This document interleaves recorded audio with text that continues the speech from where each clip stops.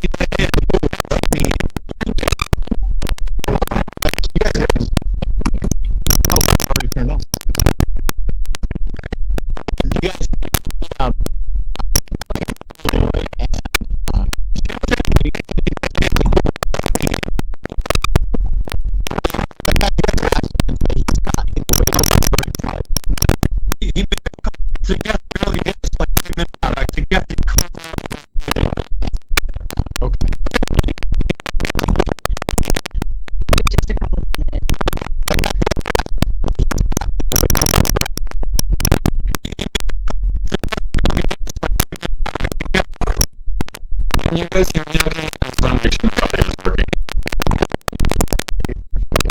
Awesome, thank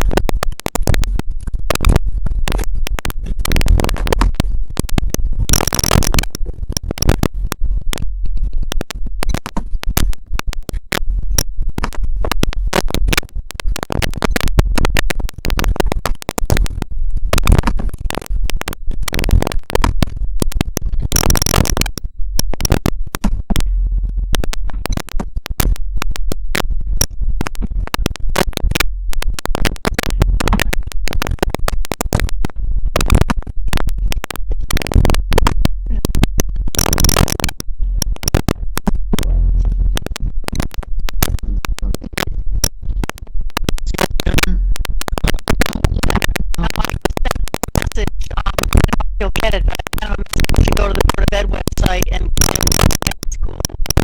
Like that, because I did the same thing in the town meeting, and nobody told me that. You'll get it. You go to the Board of Ed website and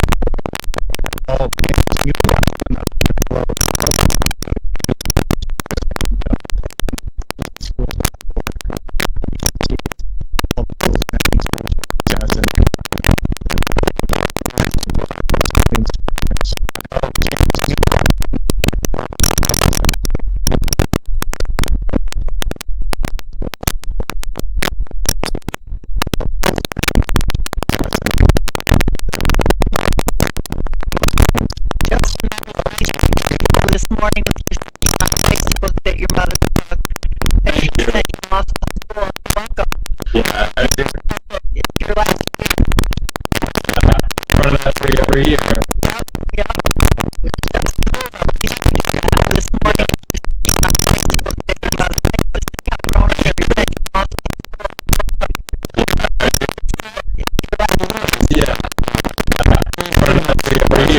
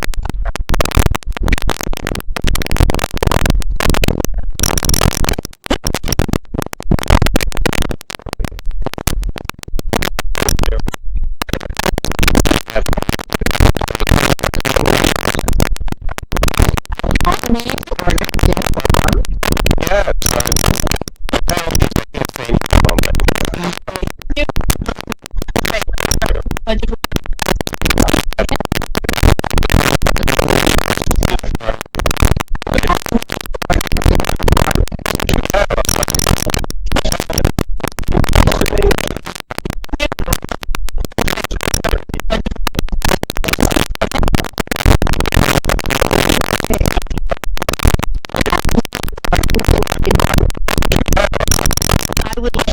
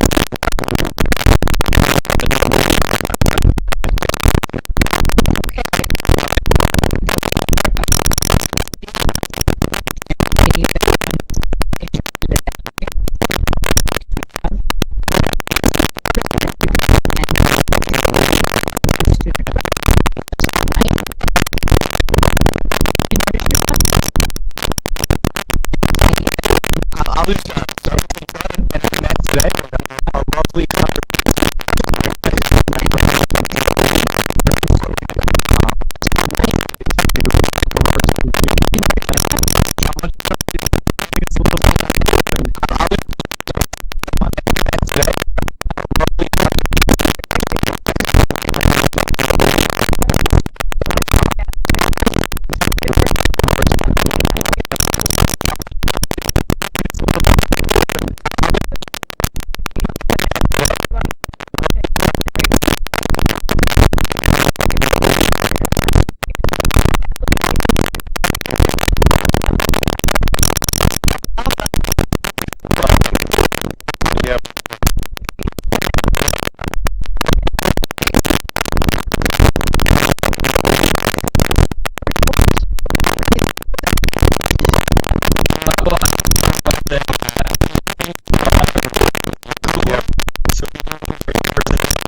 today.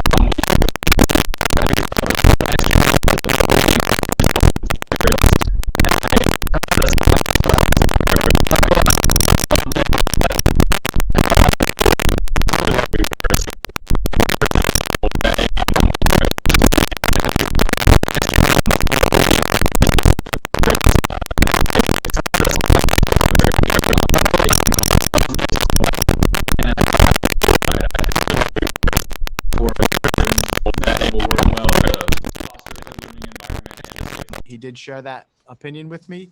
I did let him know that I appreciated his opinion and that, you know, we are taking many of the measures that he outlines in the research and I did let him know that I appreciated his information that he opinion shared and with that, me with you know, we respect to are social taking distancing and many of the cohorting and measures that he masks. outlines in But the John's research, and I did let him email know that I is here for appreciated you. his opinion that he shared with me with He respect to did social send an distancing additional and email cohorting recently. and That masks. one's not in this board pack, but I will include that one email also. is here for It you. was a link to an additional send an piece of additional research email about recently. That one's not in this the board pack, viral but I will load include that one in also in students' It was nasal a link passages to an and how that additional is piece of substantially in some research cases about more than not in this board viral pack, but I will load include patients that in one also. ICU. So I did Passages want you to see and that how that and let you know that I did have substantially some cases conversations more with than John.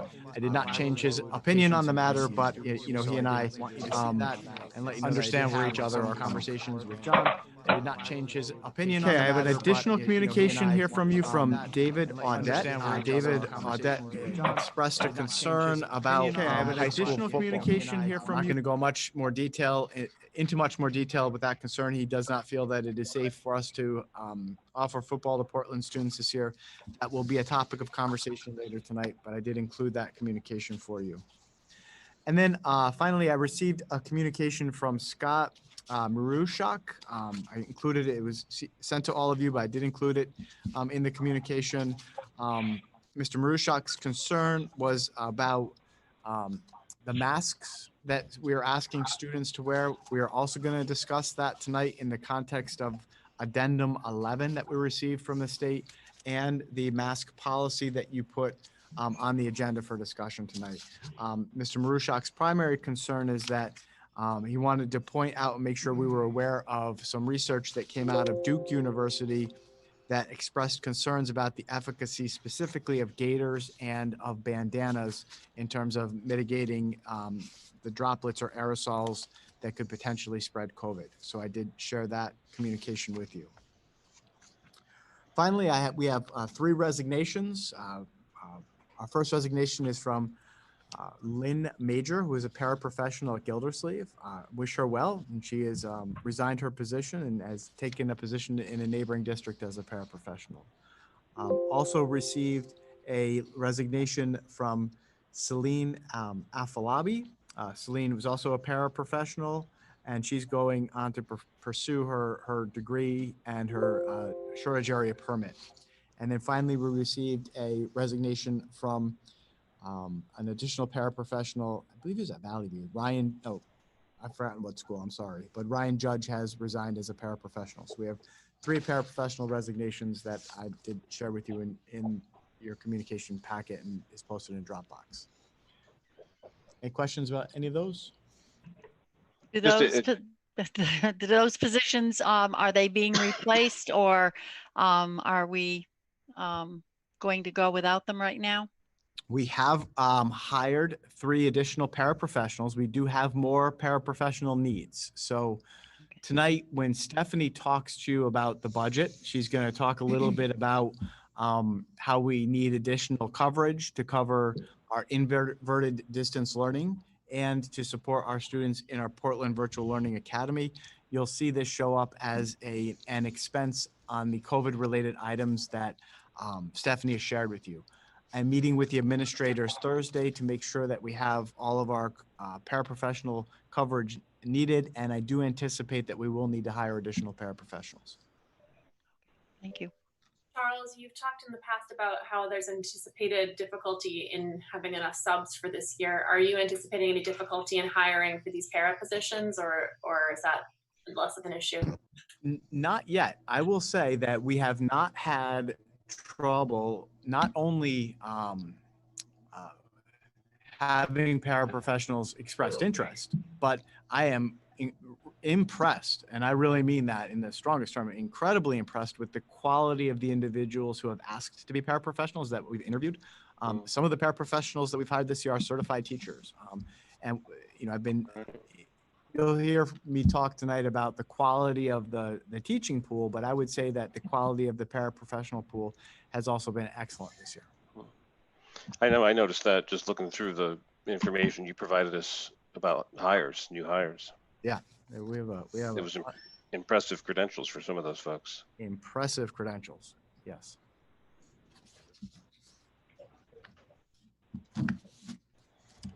Okay. Move on to your report. If there's no other communication. All right, so that's a perfect segue. So, opening a school, let's start with the good news. I visited all of the schools today, and it was absolutely delightful, and that's an understatement, to see our students back in the building. All of our teachers are here, our kids are back. After 6 very long months, it was wonderful to see our students arrive. Everything went remarkably smooth at all of our buildings today. And that really is a tribute to the quality of the preparation that our administrators invested in making sure that we're ready. It's a tribute to the quality of the preparation that the teachers invested. And of course, our students came in with masks on and were absolutely spot on perfect and understanding their responsibilities in terms of social distancing and wearing masks, and everything went really well. So if Well Begun is halfway done, I'm thinking we're probably cruising into December about now, but it was a terrific start to the school year, and I just can't say enough about how proud I am of our students, our faculty, and our leadership team. This didn't happen through happenstance. It's a function of a lot of really good work and planning that went into opening the school year. So in addition to opening the schools successfully, we also welcomed, and I included in here for by Portland standards, a large number of new teachers. So first, before I introduce you to some of the new teachers, I do want to recognize I included some of our teachers who have reached milestones in terms of their years of service. So I just want to make sure I give a shout out to and recognition to Jen Vasicchio, who is has finished her 10th year in Portland. Nisar Mian, Jen Estevez, Mike Carpio, and Justin Gervais, who have been here for 15 years. Dave Krasuski, Alan Steckloff, Mary Hasting, Jean Charbonneau, Corinne Scrivano, and Holly Russo, 25 years here in Portland. Tracy Graff, 25 years. Russ Woodward and Colleen Breed, 30 years, and Sal Formica, 40 years in Portland. So that's terrific. And thank those individuals I want to thank those individuals for their service. I did recognize them at convocation. And Sal, we expect you to be here 40 more. So it was a great way to start the year and to be able to recognize those people who have committed so much time to our district. As far as the new staff, I can tell you that I was truly blown away this year with the quality of the individuals that we hired for all positions in our organization. I think that reflects, I hope it reflects the reputation of the district, that we're able to attract such highly qualified and outstanding educators. And I think it also speaks to the quality of our hiring processes. I know our building principals invest a lot of time in vetting these people, putting them through a rigorous process so that when we get to the point where we're offering positions to some truly remarkably talented people, and or if they're new, people with the potential that we're looking for to quickly develop into master teachers.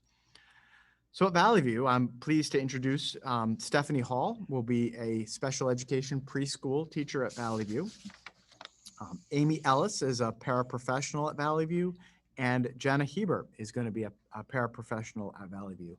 I included a little snapshot of the individual's credentials and qualifications and background.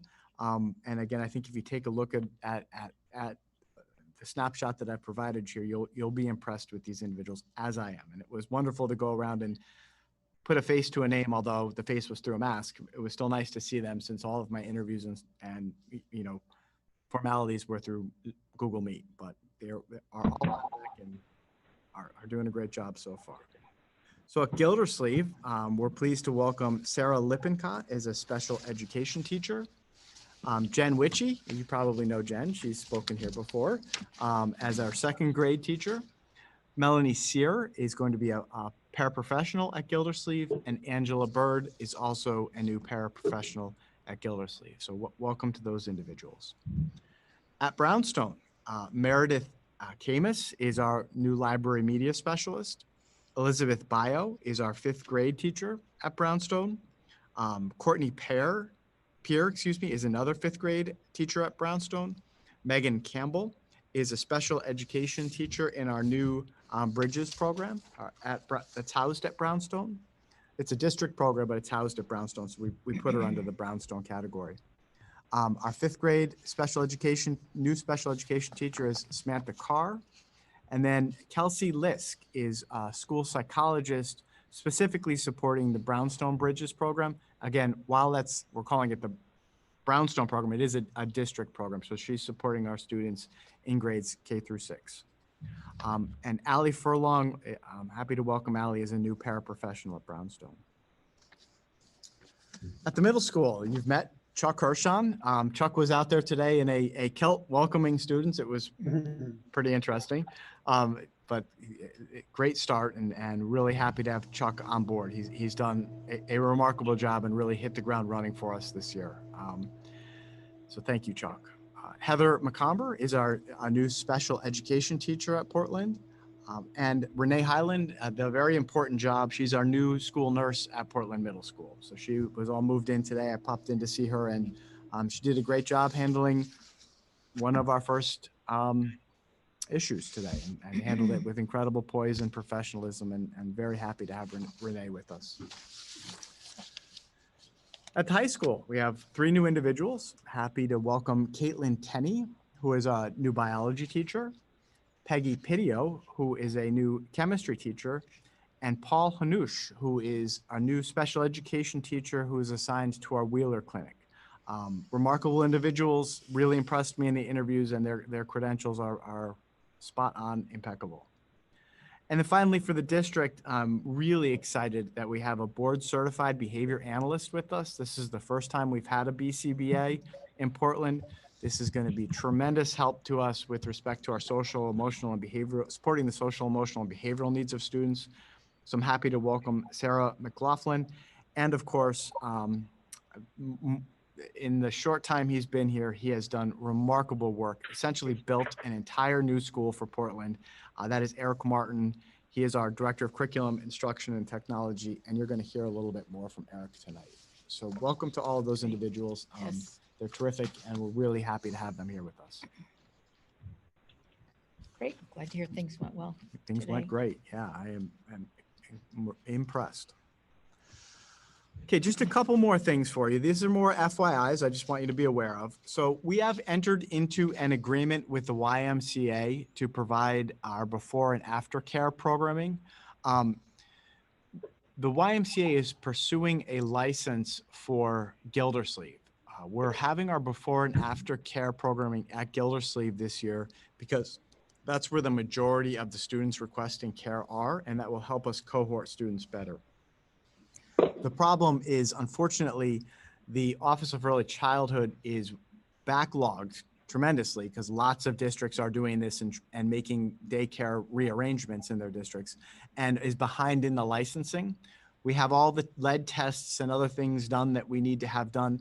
We expect we'll have that license by October 30th, or excuse me, by October 1st. But until then, we're going to enter into this agreement. This just means that that site will technically operate under the district's auspices, which is all fine. It's a formality until we get that license. And to do that, the YMCA also needed to provide us a certificate of insurance. So this is the agreement I'm comfortable entering into on a temporary basis until that license is secured from the Office of Early Childhood Education, and then the certificate of liability also adds a layer of protection to that. Any questions there? And there's no cost on that. We don't charge anything for that, is that right? No, they No, charge they- for it. They charge our families for before and after. Well, oh yeah, no, of course. Yep, no cost to the district there. And we don't have any responsibility for supervising or ensuring that they're using the spaces appropriately or any of that? We always other have the words- responsibility for making sure that spaces are used appropriately, but they run the program. Okay, all right. Certainly, we're there and available to assist in any way if there's an emergency or anything. And, you know, we will, of course, make sure that the children are taken care of and that the facilities are used appropriately, but they do run the program. All right, that sounds fine. All right, and then an additional agreement we've entered into is last year Head Start was managed by the Community Development Institute, CDI. The grant for Head Start has now gone over to ACES. So what you have in here is a lease agreement that we're entering into with ACES. It is the exact same agreement that we entered into with CDI. We just need to now change it so that ACES is the grantee for this agreement.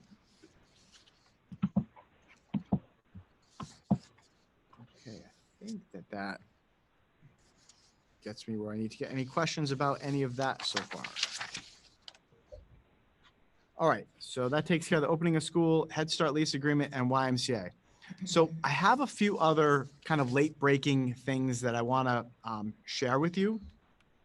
I did email them to you today and I did put them in the Dropbox, but they're kind of late breaking. As a matter of fact, we got one just yesterday. So I didn't have time to get it on the board agenda, but I did want to make sure you were aware of it. So first, I want to make sure and then answer any questions that you might have about how our practices with respect to COVID potentially interfere with what we need to do to keep school safe, and specifically with respect to fire drills or lockdowns or other school safety procedures. Certainly you can expect that if you're doing a lockdown, our students are asked to go to a corner of the room and turn the lights off and stay in the corner of the room, which would make 6 feet of social distancing impossible. So that is a place where our lockdown procedures would be interfered with. Our normal lockdown procedures would be interfered with the things that we need to do to socially distance students. Another concern is that in order to increase ventilation in the rooms, all of the doors and windows are open and we have fans in the windows blowing the air from the classroom out. So that's appropriate in terms of what we need to do to increase air circulation, but it is not appropriate in terms of what we need to do to have a secure building. God forbid we had a hostile intruder or somebody who was trying to get in and do bad things, right? So this week, our school security liaison, his name is Eric Judas, is going to tour all of the buildings and work with all of the principals and essentially study how our need to increase air circulation and potentially lock students down is running headlong into what we need to do to prevent and mitigate the spread of COVID-19. I'll have more information on that, but that is something we have to study and something we have to get our arms wrapped around, and it's something we're working on as quickly as possible. An additional challenge is that for fire drills, in a normal fire drill, the alarm would go off and students would pile out of the building and stand in groups outside. Again, that a normal fire drill would be just about the opposite of what you try to accomplish in social distancing.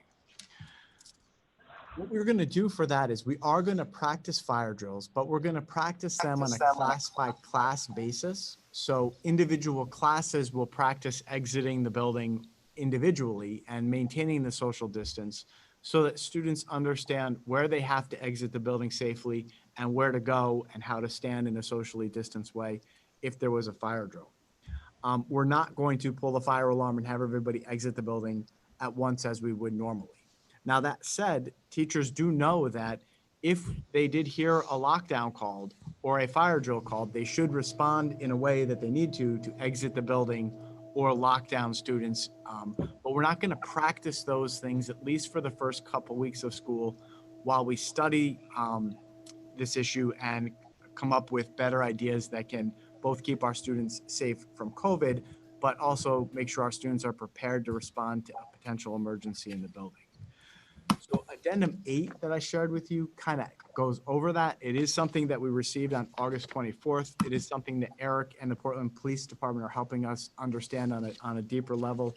And I expect that within the next couple of weeks, we'll have our practices refined to both help students prepare for an emergency and mitigate the spread of COVID-19. Any questions there? Anybody have any questions?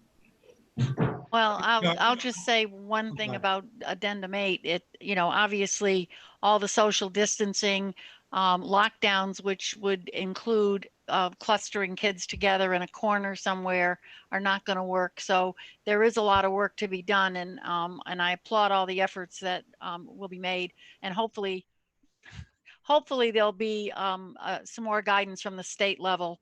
When I read this last night, it was kind of not protecting anybody with some of the stuff that they wrote and some of the guidelines. So I would hope that they would look at this and rethink how we would do a lockdown or a fire drill.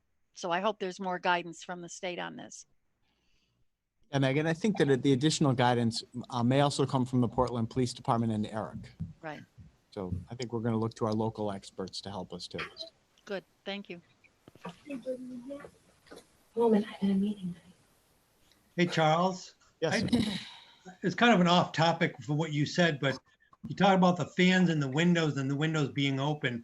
What are we going to be doing when we get to November, December, when we need heat and it's cold out?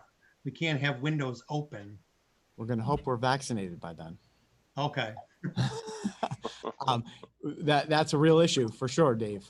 Okay. That is something we're aware of. We're hoping for a long, cool fall and a short, warm winter until there's a vaccine. But it is definitely a concern. Okay. All right. One other school safety thing I just want to make sure you're aware of. And that involves one of the more dangerous times of the day, of course, is drop off and pickup, where you have three things happening in a building. One, our faculty and staff are all arriving, our buses are arriving, and parents are arriving to drop students off, right? So you have lots of people coming into the building, and it all happens in about a 20-minute window at every building, right? So one of the things, and I need to give credit to Eric, is Eric and the Portland Police visited each school and met with each principal and took a look at the traffic patterns and did their best to optimize drop off and pickup. And the reason for that is that, and I saw it this morning, a lot more parents this year are driving their kids to school, which is a good thing, right? Which is what we've encouraged parents to do. If parents are able, I again would continue to strongly encourage parents to drive their children to school, because that helps us reduce capacity on the buses and spread students out. I did observe the drop off and the pickup at the high school today and at Valley View. The high school was very smooth. Valley View, we have to do a little bit of work with because there was just a long line of cars, and it was very cute. There were a lot of first day pictures and tears and hugs goodbye with the little kids. So I think that some of the backup was a function of those last hugs that parents wanted to get in. It was really adorable, frankly. It did go really well at Gildersleeve, and it did go really well at Brownstone. Now, of course, when I say it went really well in the hybrid with 40% of our parents dropping students off. So we're going to continue to study this and make sure that our traffic patterns don't back up traffic on Main Street at Brownstone or Gildersleeve, and that otherwise we can get people safely and efficiently into the building. What I saw tomorrow leaves me in a good frame of mind. I think that will work fine in the hybrid. and we're going to have to figure this out and see what we need to tweak in anticipation of what we all hope is a full reopening for all students after Columbus Day. But I'm kind of going week by week now. I'll let you know what our plans are at our September 15th board meeting. But I'm confident that we'll be able to have all of our students and faculty get into and out of the buildings safely at the beginning and the end of each day. Any questions there?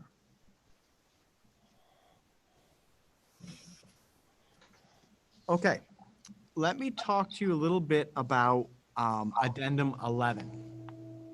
And again, we just received this yesterday. So you probably are all aware that all of our students and faculty and staff are now being required to wear face masks. I've got mine on just about all the time at this point. And of course, you're probably all aware that there are different kinds of face masks. There are N95, KN95, surgical style cloth masks, neck gaiters, bandanas, and then masks with exhalation valves. So a recent study out of Duke University let us or produced findings that suggested that neck gaiters and bandanas were less safe than other types of masks.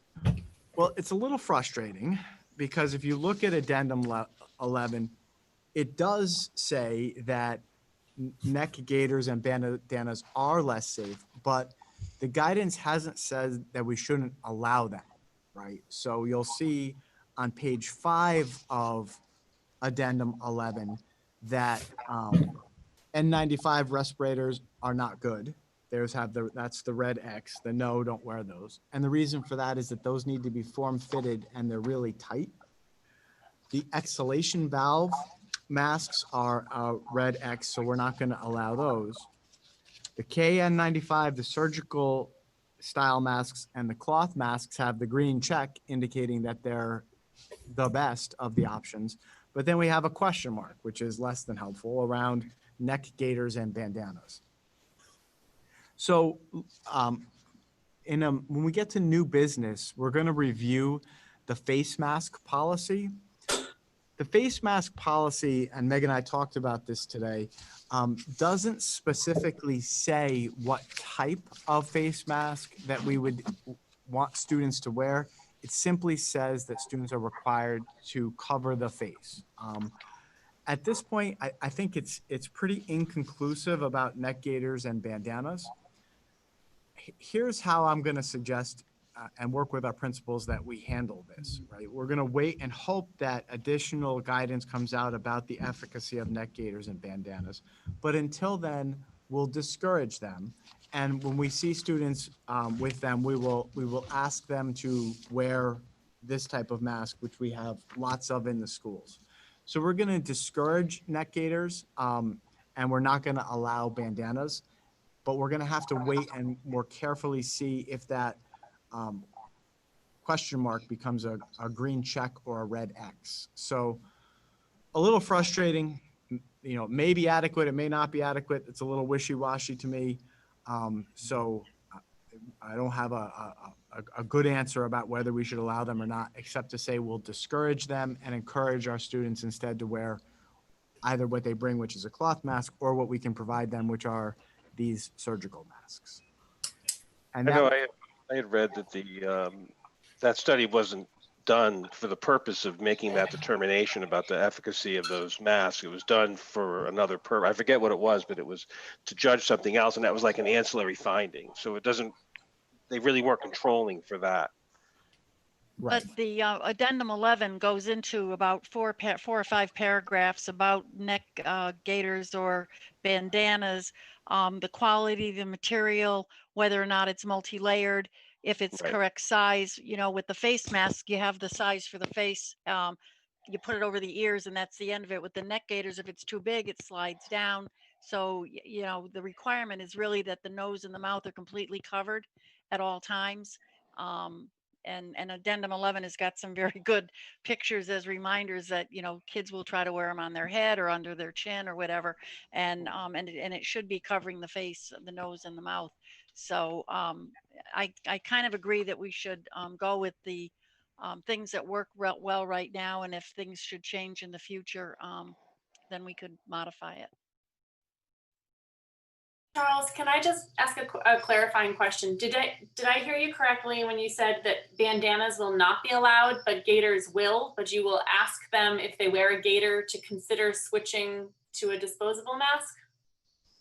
Correct. Yeah, we're gonna try to not allow bandanas, right? Bandanas just, I mean, depending on how you wear them, a bandana could be all the way around, but it could also just be, the triangle point. Generally what I'm going to do is I'm going to trust the judgment of our school nurses. If we see a student wearing a bandana fully around their head and it appears to be, on there tight and fully covers the face, I think we'll allow it, right? But if it in any way looks like, something that, is loose or otherwise the aerosol and droplets would be coming out, we would discourage it and ask students to wear the masks that we can provide. So, again, the guidance is inconclusive. It says may be adequate, right? I wish it said no and had an X, and that would make it easy for us. But I think the science on this is still inconclusive. So our position is going to be, we're going to strongly discourage bandanas. We're going to discourage neck gaiters. And when we see students with them, we'll have the nurse take a look. And if in the nurse's best judgment, it is not safe, we'll provide the students a surgical mask and appeal to their better angels. So I'm imagining this might be more of an issue at the middle school and high school level than at the elementary school level. And I'm curious if by going with these kind of loose regulations or not really regulations, I'm wondering if we're creating a situation where it's on teachers to police the students' masks in classrooms where they're having to call the nurse to come in and consult about whether a mask is appropriate or not. And I'm just wondering if it wouldn't make more sense to just make a decision and stick with it. I know. It's always the question of what hill you want to die on, right? Yeah. The good news is today every student that I saw had the right mask on. I think the policy that you're going to talk about later tonight doesn't ban gaiters outright or ban Doesn't. Bandanas. It just says that the face and mouth have to be fully covered, right? And is it potentially setting up a teacher for an argument with a student who says this is fine and it's not? It might, but it's just hard to say we're going to ban them when our guidance doesn't say that we otherwise must. It is wishy-washy. Yeah, I would just say if it becomes an issue in the future where multiple teachers are struggling with students who are not wanting to switch masks, or the nurse is being pulled in multiple directions to determine if a mask is safe, I hope you'll bring it back to us so that we can make a call to make it easier for our teachers and nurses to handle that. I don't think we should be creating more work for them around the mask situation. Agreed. I will definitely do that.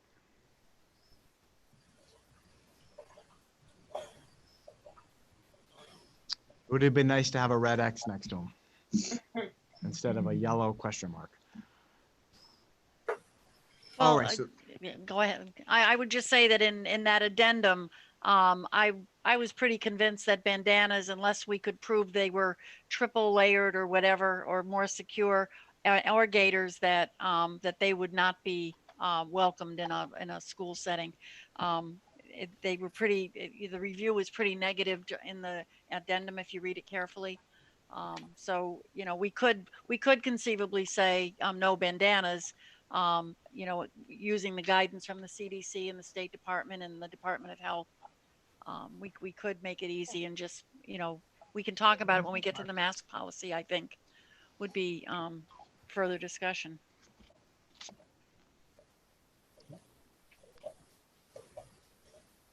Did anybody else read addendum 11 when it came from CABE? Yeah, I did, Meg. Yeah, I did, and I'm with you on that. Yeah.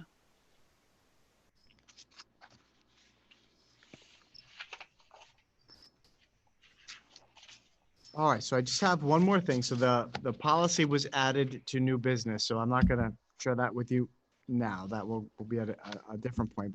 Last thing I have to share, I just want to update you. I did receive yesterday the latest Chatham Health District status report. The numbers continue to look really good. So for the month of August, there were 961 tests for COVID. 6.6% of those came back positive. And for our district, our Chatham Health District, which includes Colchester, East Haddam, East Hampton, Hebron, and Marlborough, there were 5,231 and a 0.4% positive rate. So the numbers continue to look really good in our health district. Certainly, we're all aware of the news out of Yukon and Central Connecticut State University and Danbury and other parts of the state where the numbers aren't as good. But I am definitely going to keep a close eye on those numbers. I'm sitting in on DPH briefings every Tuesday morning. I'm in close touch with Russ Melmud. And again, our magic number is 25. If we go over 25 per 100,000, that would be a signal that we would need to go back to remote learning. And less than 10 per 100,000 would be you're in really good shape. And between 10 and 25 per 100,000 is sort of the yellow zone. So we are certainly in the green where we want to be. Everybody, good job. Keep wearing your masks and doing the right thing. And this I have posted on the high school website in the reopening committee information. So overall good news on that front.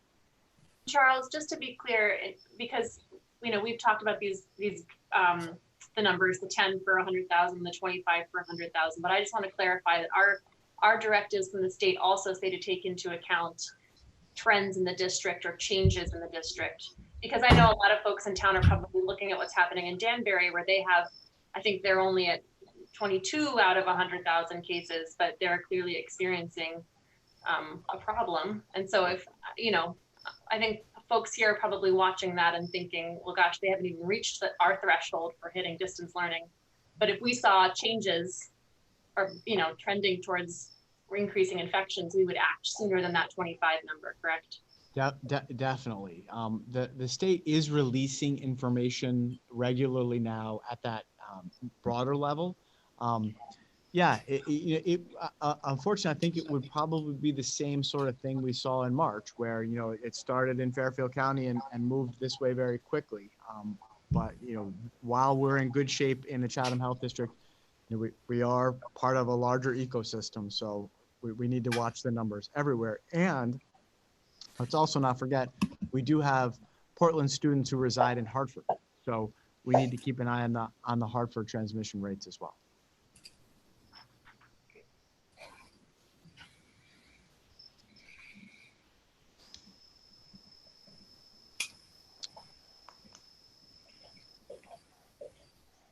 All right, Sharon, that's all for my superintendent's report.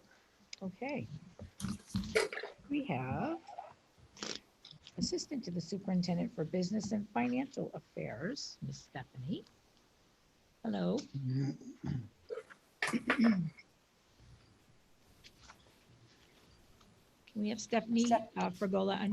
Hi, There you go. I'm Hello. here. Okay, where should I start?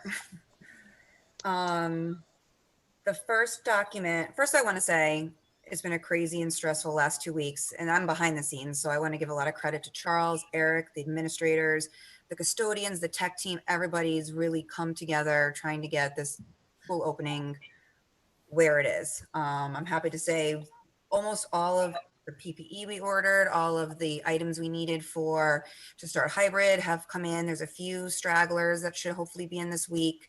But overall it's been a pretty successful transition into this hybrid.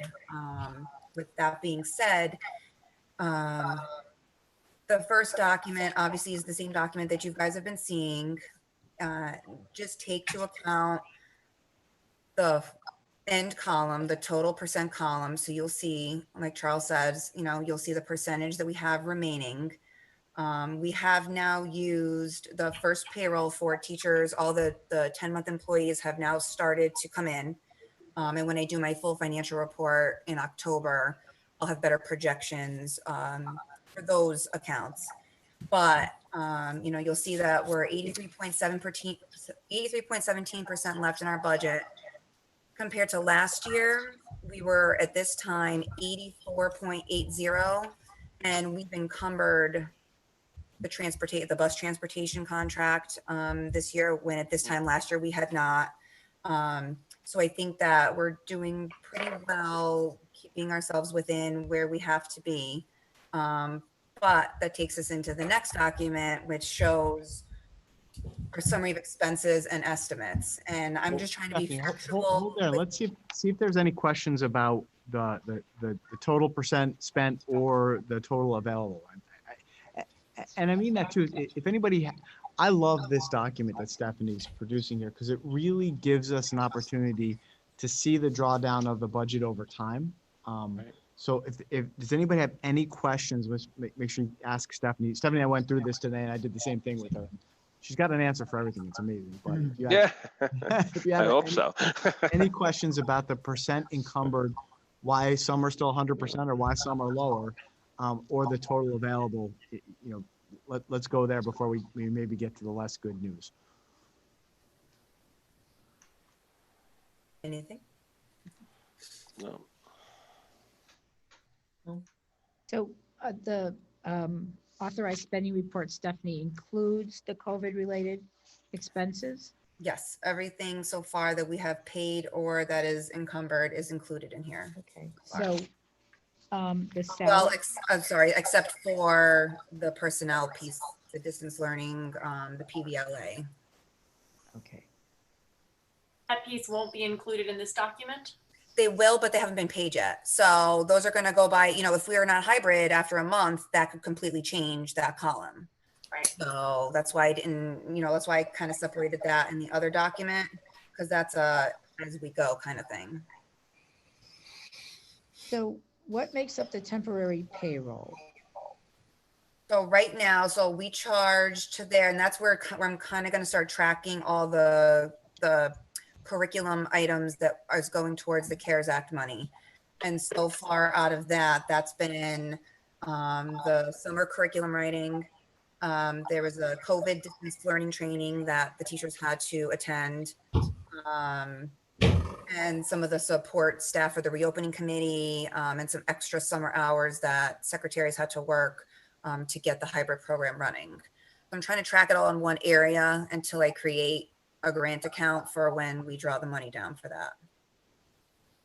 And that actually, I'm sorry, I lied. There's ESY is also in there. So our ESY program, which is about 43,000 of the 64,771. That's the summer part of the ESY, correct? Yep. Yes. Okay. And those are the, most of that is what you're anticipating will be covered by the CARES Act we're using CARES for Act. all the curriculum, the distance learning training, the curriculum writing, Okay, anything that has to do with hybrid related learning. okay.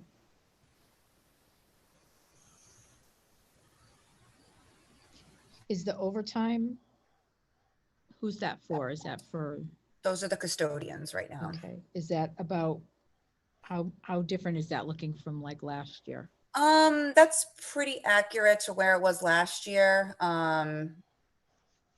They've had, I believe, enough staff to be able to do what they needed to do right now.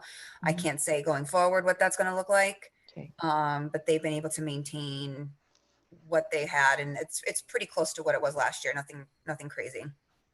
okay. Stephanie, can you talk to us about that equipment repair rental line? Yep. So that's the line that we do all of our kind of maintenance and repairs out of. So we have company Perfect Temp. So whenever there's an HVAC issues, we have purchase orders where they come in and fix everything. So the large majority of that would be repairs and maintenance, and for any kind of all the different vendors that we use. So we have purchase orders open so that when something goes wrong, we're ready to basically have things fixed. So the HVAC work that we had done as part of the COVID preparations, is that under this line or is that somewhere else? Yes, so the air conditioner, the $10,402 is in there. Reminds here, the duct cleaning is in there. Yeah, so the mini split. I'm gonna look at my lines here. So that's all included in there.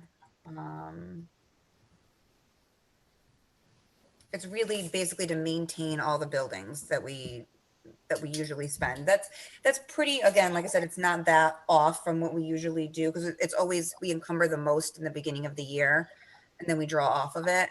But there is a spending freeze, so everybody knows, unless it's mandatory or HVAC related, it's kind of be on hold for right now. Thanks.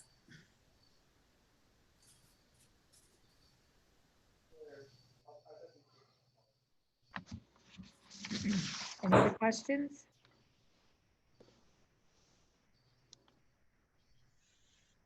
No? Nope. Okay, I guess, Tim, did you have a question? No. All right, I guess. then You'll we can see, talk I just wanted to point out one thing. You'll see a credit in the heating fuel. When we had the oil tanks pumped out, and they actually gave us a credit for the oil that they took. So we actually got a little bit of money back for that. Oh, that's right. Yeah, the price of oil went down, unfortunately, when we probably got credit for it. And in the next report, in October, I'll have a better idea. You know, like I said, I'll do the side-by-side comparison from last year of my usual full report that I do.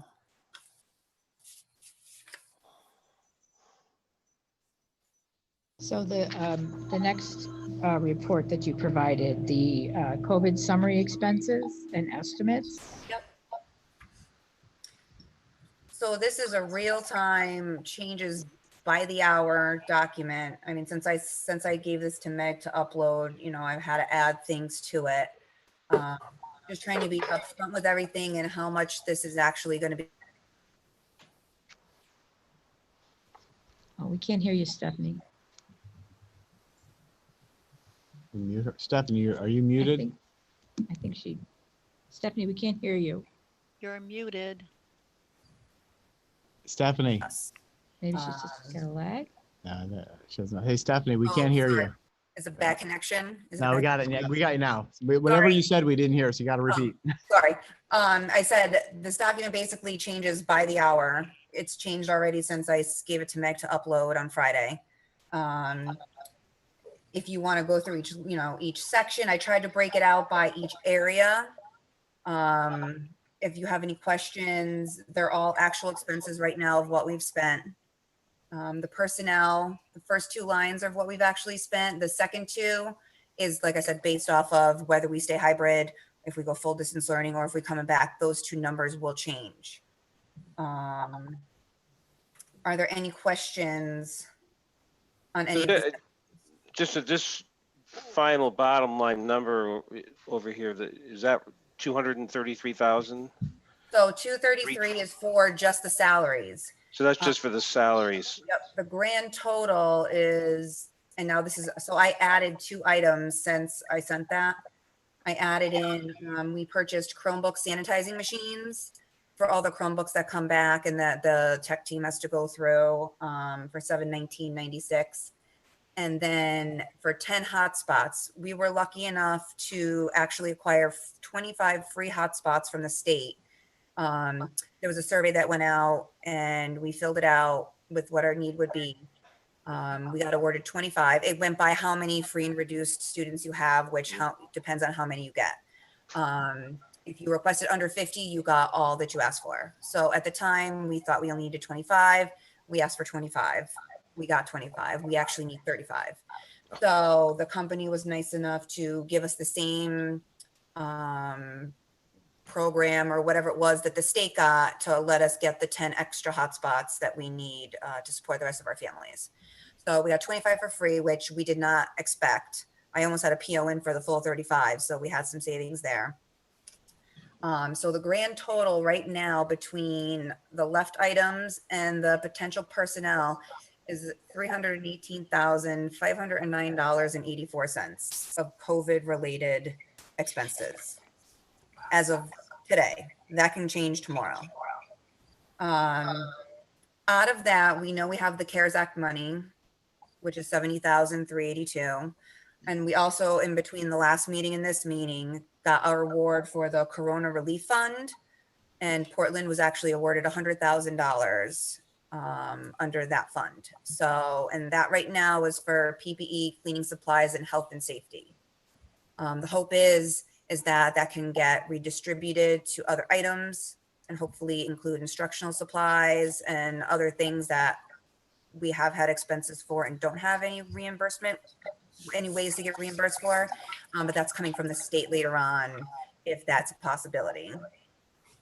And Taking into account those two items, those two payments, we still need to cover COVID-related expenses of about $150,000 that are left over. Stephanie, where is the FEMA reimbursement at right now? Are we still pursuing that?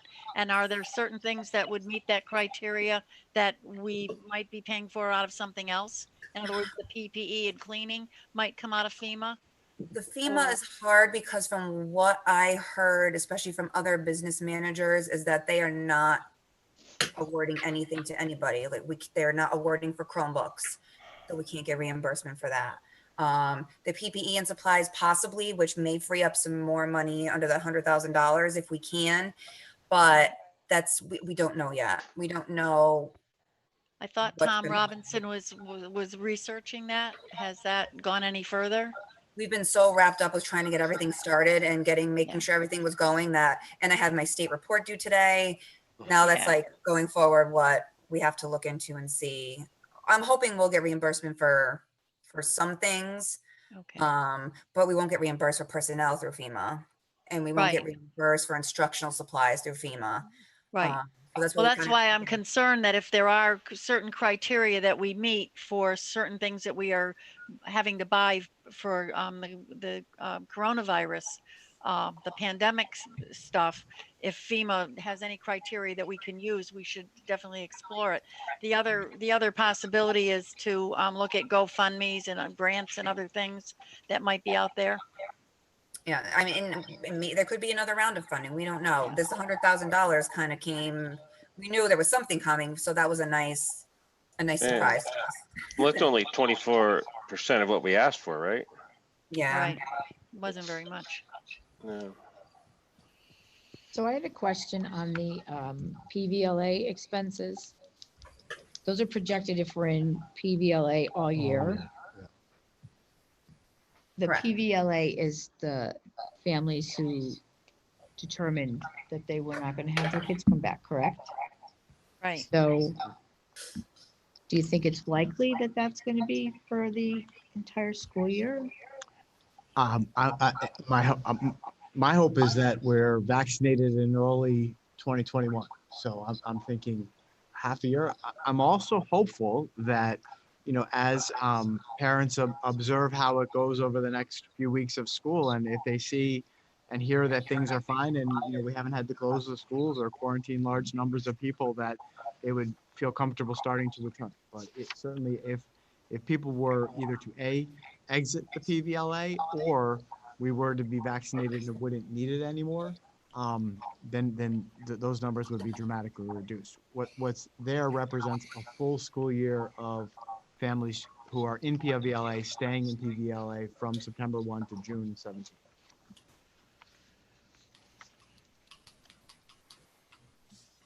Anybody else have any other questions? I do. Just so I'm clear, everything on this page is stuff we've already spent or The planned. left side, yes, and the first two lines of the personnel. We have not done this, the third and the PVLA certified teachers and PVLA support staff, because they just started Monday. So those will start in the next payroll. But everything else has been on the left side, has been purchased. I do want to add, I think I had the electrician was blank. I just got the invoice for that when I got home. So you can fill that line item in at $7,579 to put in all the plugs for all those fans that are circulating the rooms. Oh, I was gonna say, I saw $2,300 for plexiglass and electrician. I thought that was pretty cheap. Yeah, no, the $2,300 is for the plexiglass, and then the electrician now is $7,579. And the second question, and maybe my timing's off, I thought some of that 70,000 we spent at the end of the last budget. Sorry, say that again. I thought some of that 70,000 we already spent at the end of the last budget. No, we didn't use any of the money from last year. We used all the general fund dollars. Okay, Pay for everything that we did. 'Cause we maybe were for the hoping- next round, maybe for the next round, you could have put a box in here of what we've received and what we will receive, and we'll get kind of a net total. In other words, we spent 200,000, we've got 170 in, and we're deficit of X, you know what I mean? Yep. I have it on my document, but I was waiting for final numbers, so I didn't share that yet, but I'll do that for next time. Well, I'm sure it's gonna change every week. Every day, Okay. probably. That's why I'm sorry it's not colorful and pretty like it usually is, but I was just trying to plug numbers in and and get it ready. It looks great. I appreciate all your work on this, especially with your state report due. It's done. Today it got submitted and Good. certified. I have some questions. I have a question about the 6-section teacher, certified teacher expense here, but it's more directly related to the Portland Virtual Learning Academy, and I'm wondering if I should save that for the next section. Would that be appropriate? I think it depends what the question is. You're going to hear more about that expense when we talk about the MOU tonight. And that will happen in executive session. And you're also going to hear more specifics about the PVLA when Eric Martin presents after Stephanie. Yeah, I think I'll hold my question till then. Thank you. Any other questions for Stephanie? Okay, we'll move on. Thank you, Stephanie, for your hard work. We appreciate all the information you provide us. No problem. Okay, Director of Curriculum, Instruction and Technology. Can you unmute Eric Martin and let him join us? There he is. Hey, Eric, can you hear us? I can hear you. Can you hear me? We got you. Great. Good evening, members of the Board of Education and Dr. Britton. This is my first Board of Education meeting in which I'm addressing you as an employee of Portland Public Schools. So again, I'd like to thank you for the opportunity. It's been a whirlwind, about 3.5 weeks since I landed in Portland. Dr. Britton challenged me to hit the ground running, such are the times. And I've been able to do that in large part due to the just incredible leadership team that I work with, and also just an incredibly dedicated Portland Public Schools teaching faculty and staff. We have spent a tremendous number of hours over the past roughly 3.5 weeks building and launching the Portland Virtual Learning Academy. So I'm more than pleased to talk to the Board of Education about our efforts, and today representing the culmination of those efforts with a successful launch of the Virtual Learning Academy. So I'll be talking to you about that tonight. In addition, there are 2 other items that we'll be discussing tonight. The first is our 2021 Portland Public Schools Professional Development Calendar. I made that available to the board in tonight's board packet. Just harkening back for a moment to the Virtual Learning Academy, I've also made available to the board my welcome letter to families and students of the Virtual Learning Academy that was sent out late last week. And that contains a lot of information about the Virtual Learning Academy, including how it functions and what some of our basic expectations are for students and families attending the Virtual Learning Academy. And then finally, as relates to our professional development planning for this year and some PD offerings that our district staff engaged in this past week, I'll be talking to you about the Safe Schools online training platform, which is a new platform that we purchased for use in Portland this year that helps us accomplish some of our mandatory and required state trainings for school employees. At any time, I'm happy to field questions. I'll make sure I take breaks and do just that. So we're going to go ahead and get started. I do have a couple items that may be worthy of a screen share, but I'm not sure how the board would like to proceed. If you'd like me to share my screen or just more so speak to the items that I've described. Are they things available in Dropbox for us?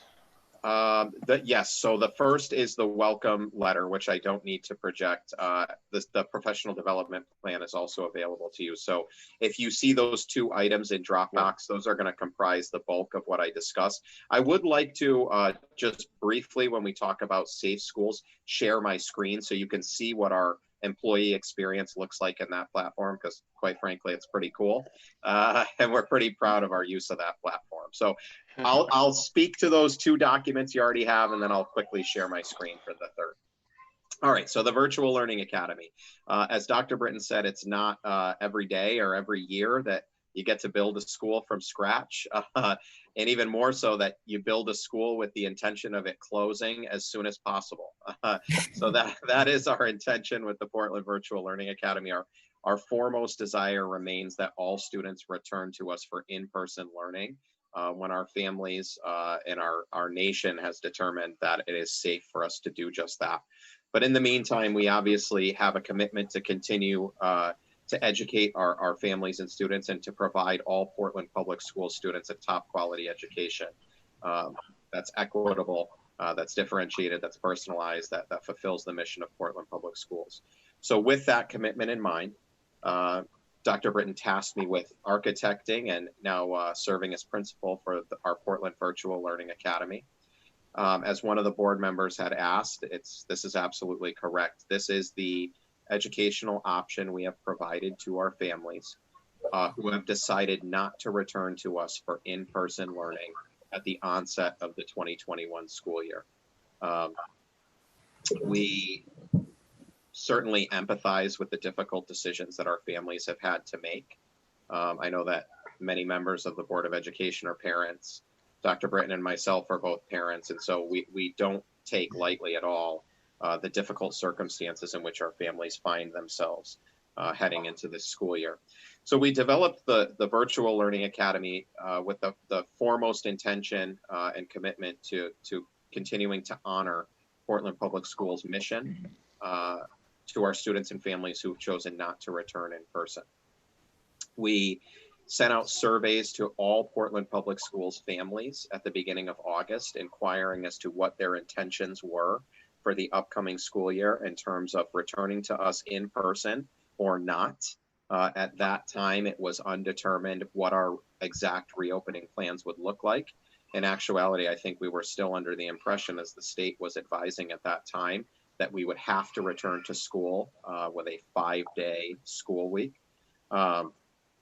Obviously, that guidance changed about a week and a half later. And at that time, Dr. Britton re-administered the survey, asking parents more specifically if they would like to choose between the returning in person with our hybrid option, which was at that time developed and accepted or adopted rather by the Board of Education, or to remain at home, what we call distance learning or remote learning. There's a lot of interchangeable terms being used these days as part of our blossoming, or at that point developing, virtual learning option. In the time since, we fully built out the Portland Virtual Learning Academy. We opened that academy today with approximately 240 Portland Public School students in grades pre-K through 12. So it's not often that you also get to architect a school, a single school that spans all grade levels. We're very, very proud of the diversity in our student body that we have. This school is populated by students and families of every ilk. It's an exact cross section of our school district. And so we're proud of that diversity, and we think it'll contribute to what's a rich virtual learning experience for all of our students. We're also exceedingly proud of the fact that our Virtual Learning Academy is 100% staffed by Portland Public Schools employees. A lot of districts around the state have taken the extraordinary step of hiring unfamiliar faculty to staff either their in-person classrooms or their distance learning options for families. We have not had to take that step in Portland. I'm very grateful to the Board of Education for supporting our ability to hire Portland middle and high school teachers to teach additional sections. I'm incredibly thankful for our teachers at the middle and high school for taking on those extra commitments, even though it's for pay. It's also for time and it's for energy. And they've given that just in endless amounts and continue to do that. And that's just reflective of the commitment that they have to our district and our students. And additionally, I'm thankful to those teachers who, for a variety of reasons, have also made the determination that it's not safe for them to return to in-person teaching at this time, yet have jumped into this opportunity to continue to educate our students from home as staff members of our Virtual Learning Academy. And they really haven't missed a beat. They're just so committed to continuing to help our students learn and grow. So as I said, we opened today, the Virtual Learning Academy. It was our first day of school. A lot of planning went into today. I've been communicating regularly with our parents and with our students and families. Dr. Britton and I started that work about 2 weeks ago. We hosted back-to-back consecutive Zoom town hall meetings that were very, very well attended. And this school came together really quickly, but with a lot of effort. So even just 2 weeks ago, we were still kind of operating at a 10,000-foot view for our families at those Zoom town hall meetings. We gave them the broad parameters of what the Virtual Learning Academy would look like. Since that time, we've been filling in the details, crossing the T's, dotting the I's, creating daily schedules, assigning students to classes, really making sure that in all ways possible, that the experience of our Virtual Learning Academy students mirrors or is in as close alignment as possible to the experiences of their in-person classmates. Just a couple ways that we're doing that. Our Virtual Learning Academy's daily schedules mirror very closely the in-person learning schedules of our physical building. So this is unlike the spring, where we had a lot of flexibility for families and students because, quite frankly, distance learning was something that the world was unprepared for. In the months since, we've developed a different model of distance learning, one that we're much more prepared for and that we've had the time to prepare our families and students for, that is focused on a structured and scheduled school day. Our parents and students asked for that. We're happy to deliver that. And we believe that our students' educational experiences will be much better given what is a structured, scheduled school day that's more indicative of the act of going to school. And that has really come right down to details with our students of advising them that every day you're in the Virtual Learning Academy, you wake up, you get dressed, you brush your teeth, you eat breakfast, you do all of those things you would do if you were going into a physical building, even if going to school means setting up in a room of your house.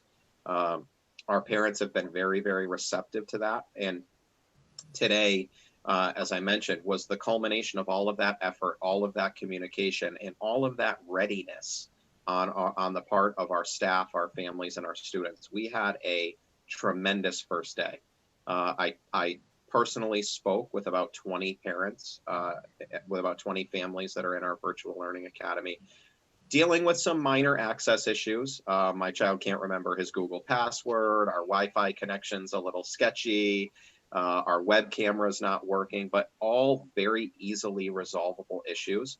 And even despite those minor issues, almost every single person, I think every single family I spoke with just expressed how thankful they are and how impressed they are with the work that we've done in building and launching this academy, and also the work from our teachers.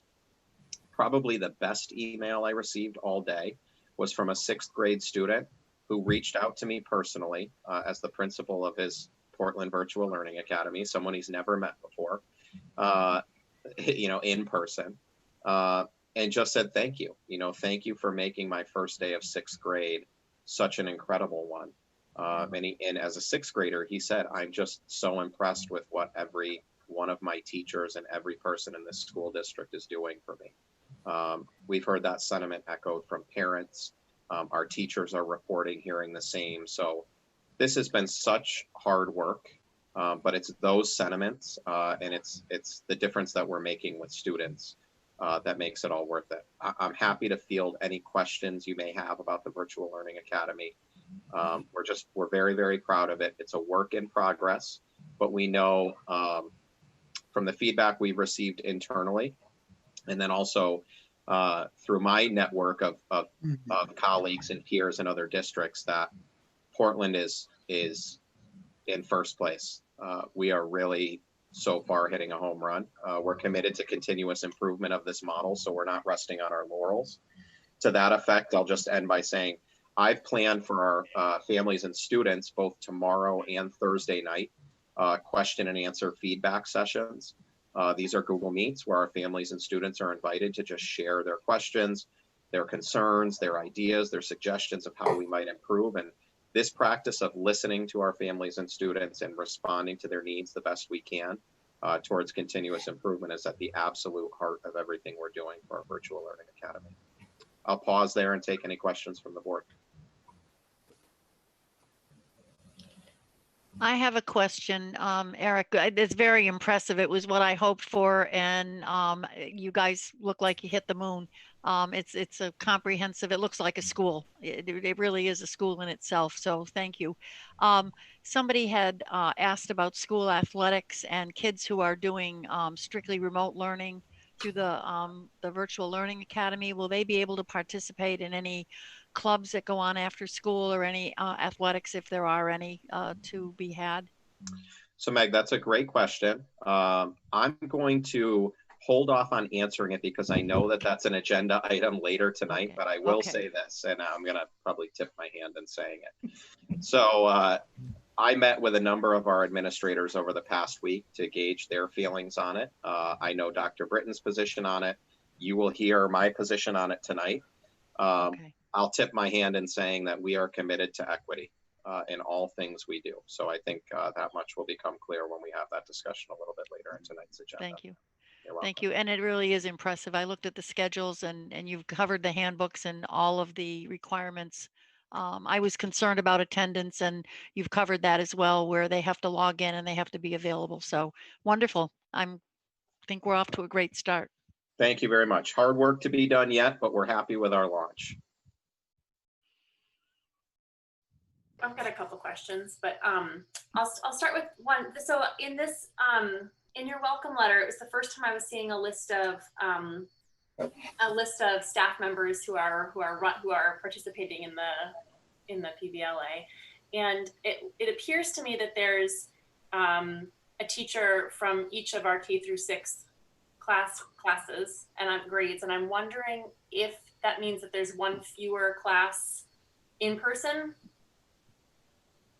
Yeah, that's a great question, Laurel. So yes, in most cases, the PVLA teacher staffing that grade level is someone that has a current teaching assignment within that grade level. We've had some secondary teachers take on extra sections. So it does mean that we have one fewer in-person teacher, but almost to the letter, those were staff members that for a variety of reasons told us they weren't able to come back to in-person learning. Mm-hmm. And we also have to remember that almost to the letter in each grade, we're at about 19% of our students not returning for in-person, which has allowed us, also given the hybrid situation, to collapse sections without dramatically increasing class sizes. In actuality, a couple of our biggest class sizes in the district are in our Virtual Learning Academy. They're not in our in-person buildings, where class sizes on any hybrid day range from anywhere from 8 to 12 students. Right. So the follow-up to that for me is that I understand that in this current moment with the hybrid, our class sizes in person are very small. But I'm wondering, I'm looking, thinking about looking ahead 5 or 6 weeks from now. In theory, if we have our students returning full time, we'll have full classrooms. And as we've discussed before, I think this came up maybe through CABE at some point, that as European schools realized that as they were opening their program, they were starting with smaller numbers of students, and that as time went on and things were running smoothly and numbers were looking good, students were returning from their distance learning programs to in-person classes. And I'm wondering about that transition period and how we're going to manage to keep students appropriately socially distanced. If we're already at full capacity and we're down a section in each grade level, does that make sense? Yeah, absolutely. So I'll kind of respond to the second part of that, which we're already at full capacity. Like Dr. Britton, I visited a few of our school buildings today. We're not at absolute full capacity in every classroom on every cohort day. So we have ability to make some decisions when we kind of filter kids back in from PVLA into in-person learning, which classrooms have open seats and as part of which cohort group.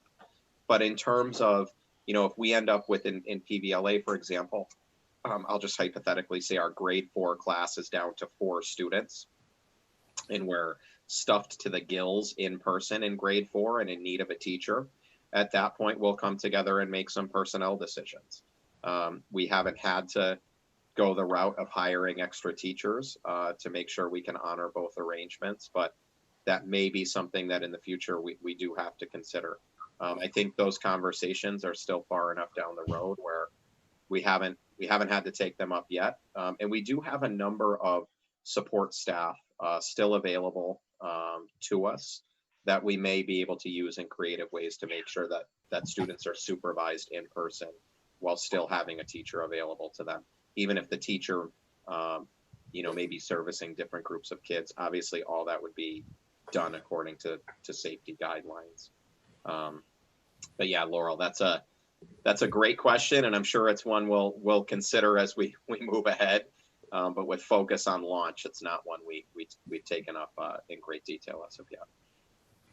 I have a question along similar lines, actually. So I remember from the last meeting, and I could be remembering incorrectly, I was of the impression it was about 10 teachers that were unable to return. And obviously this list is considerably longer. I recognize that some teachers are taking on a sixth section, but how many of these teachers are completely at home, like completely working remotely, as opposed to, doing some work at the middle school or high school and taking on an extra section? Yeah, that's another great question. So we actually only have fully dedicated teachers in pre-K 6, meaning they're staffing only the PVLA, and they're only our core classroom teachers. So they're none of our specials teachers. 7-12 is exclusively 6th section teachers, I believe, with the exception of one teacher. Who's doing 2 sections of what we call inverted distance learning, where she's actually home and teaching to a group of kids that are in the building. She's projecting on a screen, and we have a paraprofessional in that room, or a substitute. I can't remember that exact situation, but those students are supervised in person. They're not just looking at a screen. But K6 is 1 teacher per grade, so that's 8 teachers, and then everyone else is in person. We also have some secretarial staff that are fully at home and some paraprofessionals that are fully at home that we're mapping, the paras were mapping their work throughout our PVLA, and our secretaries are supporting from home. It's actually been great. We have 2 secretaries. So one we've given a K6 focus in the PVLA and the other a 7-12 focus. That's great. Do we have tech support for the PVLA as well? So this is a great opportunity for me to sing the praises of our tech team. They are amazing, but also to share with the board a stark reality that they are a 3-person team servicing the needs of 1,500 students and staff. So you can imagine how they are swamped, beyond swamped. They won't say it. They keep their head down and they keep working hard. But they are absolutely running around like crazy right now, trying to meet the needs of everyone everywhere and doing a great job, but stretched incredibly thin. So they also serve our virtual learning academy. And one of the ways that I've worked with the tech team, part of my title is director of technology as well. I've worked with them around prioritizing requests. So first and foremost, our PVLA families and students get priority access for technology help. And the reason they do is without technology, they cannot access learning any day a week. Obviously, our remote hybrid learners, we need to make sure that they have the support they need. But because they're in person 2 days, we have a little bit more flexibility with getting them the support they need or providing them alternative learning materials in the absence of technology for when they're not in school. That's a much harder road to hoe with our families and students that are home fully all the time. But our tech team is amazing. As a 3-person team, it's just mind-boggling how much they do and do well and do with a positive attitude. Eric, can you talk a little bit, it came up earlier about how we're going to navigate reintegrating Portland, distance learning students back into in-person learning, should they choose that in the future, specifically at the secondary level. I'm curious, are all the courses that they're taking currently distance learning, are they going to be comparable places in curriculum if they choose to come back to school? And what about those couple of courses that are kind of 9, 10, and 11, 12 grouped together? How do you imagine that working? That's a great question, Laurel. So we've known right from the onset, we've built a school to close, right? We've built a school hoping to have kids leave us every single day. And we already are, but we're barely underway. So we know the longer we're underway, transition becomes a much more complicated issue. So immediately what we've said to our families is, if you would like to go from PVLA back to in-person learning, anytime after the first 2 weeks of school, it takes 1 week. So you have to hang in PVLA for 1 week, keep working hard so that we can prepare a transition plan, knowing that that's going to look different for every student. From a curricular standpoint, well, let me address first, I guess, the issue of courses and course alignment at our secondary level. So we do have a limited program of studies in our PVLA. Due to staffing constraints or staffing availability, we can't offer our PVLA families that incredibly robust program of studies that our middle school and high schoolers have, chock full of electives and interest-based courses. We've given them everything they need to be successful. We also, within our curriculum, prioritize a skills-based approach over a content-based approach. Content matters. I was an English teacher, so I'm not denying that it's important to read Romeo and Juliet. But skills matter more, and this is true in every content area. So I've long said, if I meet a student 20 years down the road, I hope they would remember the plot of Romeo and Juliet, but I'd much more hope that they can discern fact from fiction or use good evidence to support an argument. So we prioritize a skills-based approach in all of our curriculum all the time. So although the courses may be named differently, they pursue the skills that are still related and aligned to the curricular skills being covered in our in-person classes.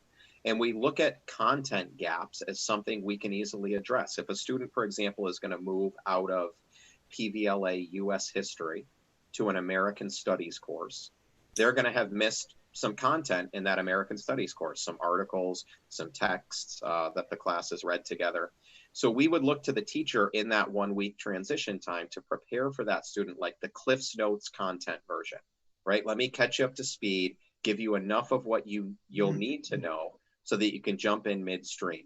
And that reality is something we're always doing. Like, we have students join Portland Public Schools a month into the school year, 6 months into the school year, at the end of May. So we always are working in those situations to provide for our students seamless transitions. Our school counselors are incredibly gifted with that work. They remain available at all times to our Virtual Learning Academy students, by the way, our school counselors, our social workers. And that's why we've given, again, that kind of week buffer. So that 1 week buffer, so that we can pull together at every school a student success team and figure out what transition needs to look like for the students coming out of PVLA. If I could just add one other thing, that's what also makes the fact that these are all Portland teachers so special, because they know what the kids are missing, right? They are aware of what gaps might have transpired during the time that they're in PVLA, and they will communicate to their colleagues what was covered and what was missed, so that makes that transition even smoother, as opposed to a student moving in from Maine who we don't know anything except a transcript. We have the in-house capacity to facilitate that smooth transition. Thanks, Dr. Britton. And yeah, if you look at in our high school program of studies, I'll just say one other thing. You'll see that we have some blended classes like English 910 or US History 910. So you may be wondering, well, how can a 9th grader and a 10th grader take the same English class?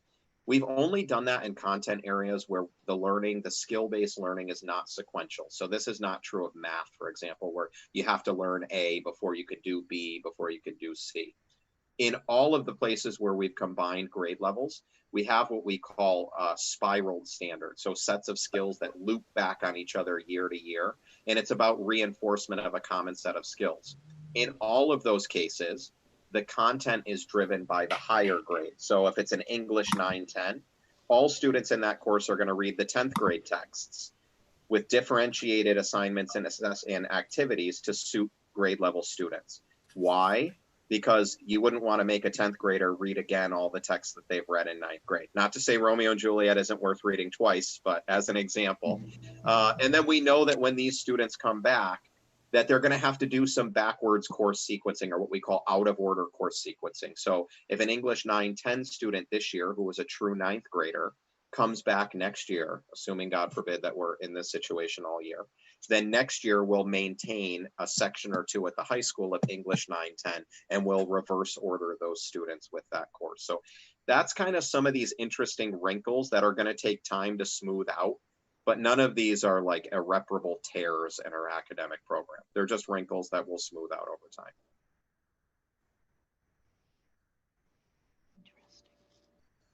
I have another question. Sure. And actually, this is a good seg because you mentioned that there are limited classes available to our distance learning students, and this brings me back to something that I brought up at a previous meeting, and I'm going to bring it up again because I don't really fully understand yet why we're not exploring the option to live stream some of our classes. And I'm not talking about at the elementary level. I understand how that's not practical and how there are privacy issues with young children that would be a real problem. But I'm thinking about our high school students, and I'm thinking about the limited class availability in the distance learning group. And I'm thinking about our hybrid students who are only getting 3 days of instructional time a week. And I'm hearing about other districts in Connecticut that are exploring and using the option of having some students in class learning while the teacher is Zooming at the same time with students at home learning. And I'm curious about why this isn't an option that we're exploring. And I'm also looking at this $200,000 number in personnel expenses and wondering if there's any piece of that we could be saving by exploring this option. That's a good question, Laurel. I'll deal with just one thing quickly.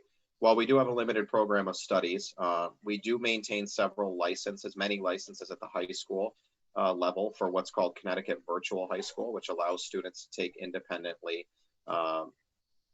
courses that aren't offered within our traditional program of studies. And we've extended those licenses this year to some of our Virtual Learning Academy students so that if they don't have a course they were hoping to take in the Virtual Learning Academy, it's not available to them, they have an opportunity to take that course as part of Connecticut Virtual High School. Those are licenses we pay for. They come with an instructional liaison provided by the program, and those are further liaisoned in the building with a school counselor or content area teacher. So we have other options besides our limited program of studies, and those seat licenses we offer in the pecking order of upperclassmen to lowerclassmen. So they absolutely go to seniors first, understanding that in a student's senior year, we don't want students to feel limited by what we can't offer them in our PVLA as it's currently drawn up. And that's, we've had a lot of students taking advantage of our virtual high school classes. To the question of why we're not doing this kind of simultaneous live and distance learning instruction for our fully distance learning students, I stand in agreement with Dr. Britton in that there are real privacy concerns. And while other districts are seemingly working around or ignoring those concerns, I think they're risking doing it at their own peril. I've been in classrooms where students face different challenges, social challenges, behavioral challenges, students with high anxiety, quiet students. I'm not comfortable, nor is Dr. Britton, and it's been the position of Portland Public Schools, that we are not comfortable broadcasting the needs and realities of every single student out to the world, when quite frankly, we cannot control the audience on the other side of the camera. In most cases, we choose to believe that it's only a Portland Public Schools student watching on the other end of the camera. But we also know in reality that we're sending out instruction and we're sending out students' lives over the internet. And so we have to be very careful with how we do that. We're choosing to operate on the side of extreme caution, and we're operating in absolute alignment with FERPA privacy laws. Again, it's my opinion, and I think as the legislation outlines, it's a little bit more than opinion, that that districts that are allowing those practices to happen are shirking their responsibilities to respect student privacy. They can say they're taking every precaution necessary, but school classrooms remain dynamic places. They're unpredictable places. That's part of what makes them great. But when you think about the possible repercussions of that reality against student privacy, I do not think it's a risk worth taking, or I should say rather, I don't think the risks outweigh the possible benefits. Laurel, there are certainly benefits to be had in that model as far as what we're able to offer students.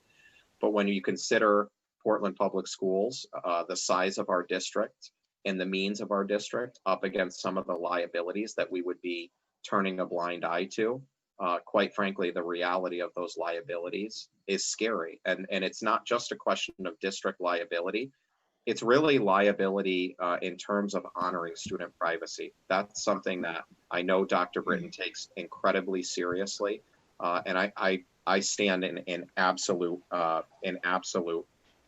solidarity with that position. Yeah, can I just add on to that too, Laurel? Because it's a good point. You know, I think that's a reasonable question to ask, and for all of the reasons that Eric just eloquently said, that he and I are on the same page with this. There's another reality here too. I want us all to understand what we're asking Portland teachers to do this year. We're asking Portland teachers to teach in a way that, holy cow, they've never been asked to teach before, right? They're going to have to figure out how to teach 9 kids while the other 9 are at home, and then teach all of them online on Wednesdays. We're also asking them to be prepared to potentially return to full everybody back. We're also asking them to be prepared to return to, if COVID goes above 25 per 100,000, to all online. To ask them to lay the groundwork for and plan the lessons and design the curriculum to do all 3 of those things, and throw a new wrinkle on there that now you have to teach the 10 kids in front of you every day in a hybrid and be aware of the 5 at home every day.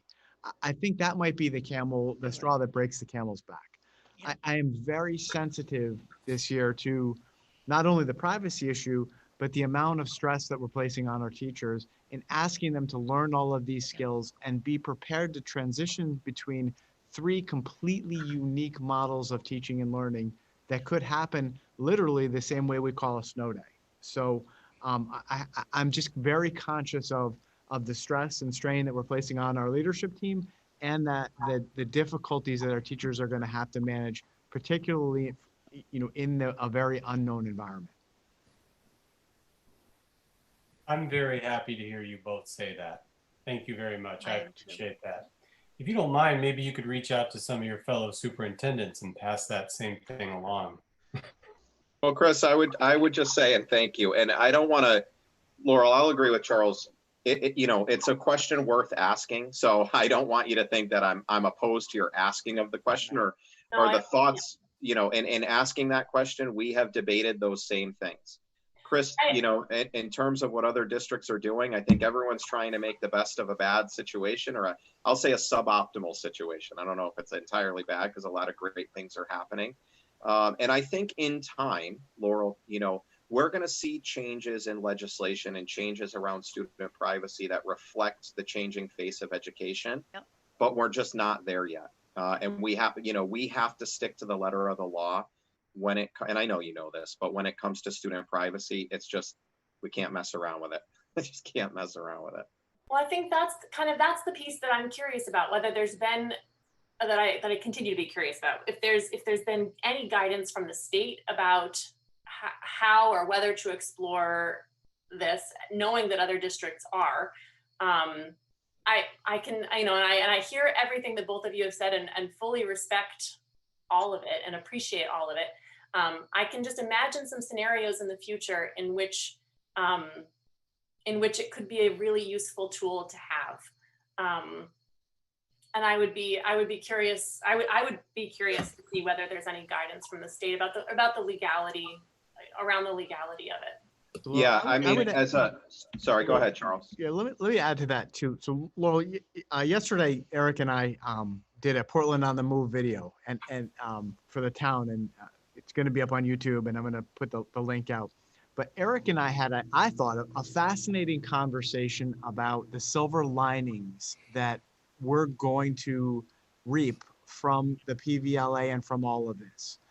And to your point, we're learning a lot. This is gonna open new frontiers, right? And the obvious ones might be, do we need snow days anymore, right? The obvious ones might be, can we now have full year schooling? Do we have to stop teaching in June, July, and August? There are many, many opportunities that we're gonna learn and be able to hopefully capitalize on and grow from. And that may be one of them. But at this time, at this very moment, I think we're taking a very slow and cautious approach, recognizing the anxiety and stress that we've placed on our teachers and our school leaders, and trying to do it in a way that we can learn about it in a way that doesn't concurrently break down the system or cause people to feel like this can't be done. But to your point, yeah, I think there's a lot of good that's going to come out of this. And that's part of Eric and my job, is we are going to address this like scholars and study it very carefully so that when we come out of this, we can capitalize on all the promising practices that we're going to take away. This is exactly what I was hoping for, because I think the mistake that we made, and we learned early on, that you can't take a classroom and live stream it and expect that kids are going to learn anything. And we did the best we could in the spring, but distance learning or virtual learning is a whole different animal. It's really the face of 21st century learning. And I would concur that the best practices that are going to come out of this are going to be the silver lining. As we pilot this, we're going to learn a lot about what we could do on a larger scale. And again, I think this is the beginning of really getting away from the factory model of education. Definitely. Absolutely. Yeah. And I just, as a final note, I just want to say that we've talked about the program of studies as limited. So that's really kind of doom and gloomish language. So I would just add, we would be, I think, pursuing those possibilities, Laurel, a lot more robustly if we weren't confident that we could continue to offer students a high quality Portland Public Schools education without taking risks with student privacy. So I would say, is our virtual program of studies at the secondary level more limited than the full program of studies? Absolutely. Is it balanced? Yes. Does it give to students exposure to every single content area? Absolutely. So we've not made wholesale sacrifices.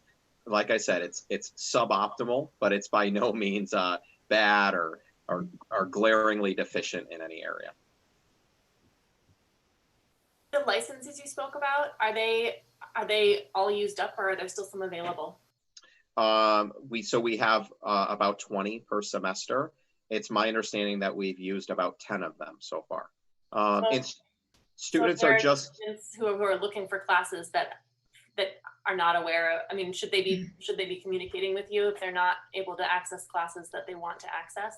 Yeah, so we have been, like, I've been in communication with a lot of parents who say, hey, we were just a little confused about our schedule. We thought he was getting this class. We don't hold back on offering those licenses. It's not typical that we enroll sophomores or freshmen because they have the gift of time. We know that they're going to come back to us and there's time for them to take those classes. And quite honestly, a virtual high school class requires a level of student independence and maturity that's not always appropriate for 9th or 10th graders. But we have those licenses. We don't want to use them up completely because there's a number of reasons we also use them in regular practice. We use them for things like credit recovery, or if students are trying to, and let's say, apply to a program that requires them to have taken a course that we don't offer, and they only discover that at the time of application. We can always offer them a second semester experience in virtual high school. but we do budget for the number of licenses. I know Kate Lawson does relative to what she uses every year. So it's very rare that those licenses go unused. So I don't want to say we're miserly with how we hand them out, but we try to help students make the best possible decision they could make given the time they have available and the courses that we're offering.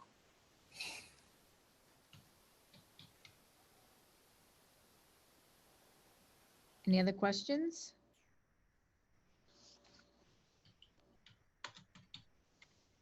Thank you, Eric. And I just want to give you a shout out too. I know Yes. you have worked countless hours on this, and all the PD that you've done and all the communications have been stellar.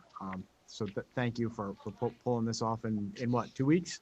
Yeah, well, this is it's been invigorating work. I think Commissioner Cardona said this will be the hardest year in the lives of most educators in our country. And quite frankly, I think this is what we live for. This is why we got into the job. This is an opportunity to move the needle, to change the world. Meg, I think, as you said, to break off some antiquated models of education and to be those innovators and critical thinkers and problem solvers that we ask our students to be every day. So it's time to put our money where our mouth is, and I'm glad to be doing it for Portland. So thank you. Thank you. Thanks, Eric. I'm going to quickly get into, I know it's getting late, so I'm going to just quickly kind of talk you through our professional development plan for 2021 and briefly touch upon our use of the Safe Schools platform. So first and foremost, thank you to the members of the Board of Education for giving us the gift of time in terms of our school calendar and the 6 days of professional development that we were able to offer our staff in the lead up to this school year. That is atypical. In most years, we have 3 days of professional learning in advance of a school year. We absolutely needed and utilized every single minute of those 6 days. So we are beyond grateful for that. And we left those 6 days standing in really good stead for opening the school year. And I think today's successful opening was a testament to that. In terms of our professional development plan, which you have available to you, this professional development plan capitalizes on 5 major initiatives for the Portland Public Schools for 2021. Initiative 1, no surprise, is to maximize student, faculty, and staff health and safety throughout the school year and in the context of our ongoing pandemic. Initiative 2 is to prioritize the social emotional well-being of Portland students, faculty, and staff. And Initiative 3 is to identify gaps in learning that occurred as a result of our spring school closures and to reprioritize curriculum instruction and assessment in light of those gaps in learning that we both studied and analyzed deeply and that we're positioned to respond to. So I've described those first 3 initiatives because these are the bulk of what comprised these first 6 days of professional learning. We spent a lot of time training our staff, obviously, on COVID-related safety protocols to ensure the health of our students and staff and the reopening of our buildings. We were incredibly fortunate again to have in our midst Mari Wrightington. She is a social emotional learning guru and founder of a very well-known educational entity known as PD Monster.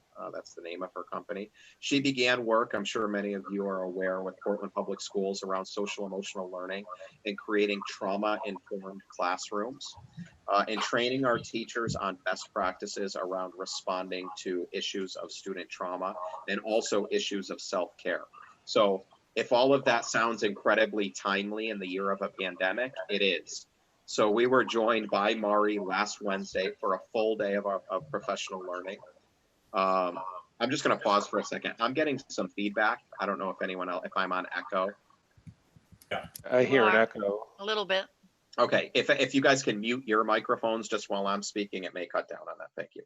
So Mari joined us last Wednesday, delivered to all Portland Public Schools staff a full day of professional learning, first and foremost on how to care for ourselves, knowing that this is a very stressful time. We need our educators, we need our staff to be at their absolute best and in their places of well-being so that they can come to work, do their jobs well, serve our students and family well, and go home feeling positive about themselves and about the work that they're doing. Second, Mari spent a large portion of the day helping our teachers understand this idea of trauma. And that is a term we often mistake for something violent or something disastrous or shocking that kind of meets all of our collective definitions of what those adjectives might be. And I don't have to go into any more detail other than to say, you know, things that make the first 5 or 10 minutes of the nightly news. Trauma is, in a much more general sense, anything that disrupts a state of well-being for an individual and, as relates to education, impacts their ability to learn. When you consider trauma that way, and Mari helped us to consider trauma in its truest sense, we understand that we've all been living in a period of trauma. That COVID-19 has changed our world. It's changed our sense of normalcy. And as hard as that is for adults, we have perspective, right? We see before, we know that we'll get back to normal.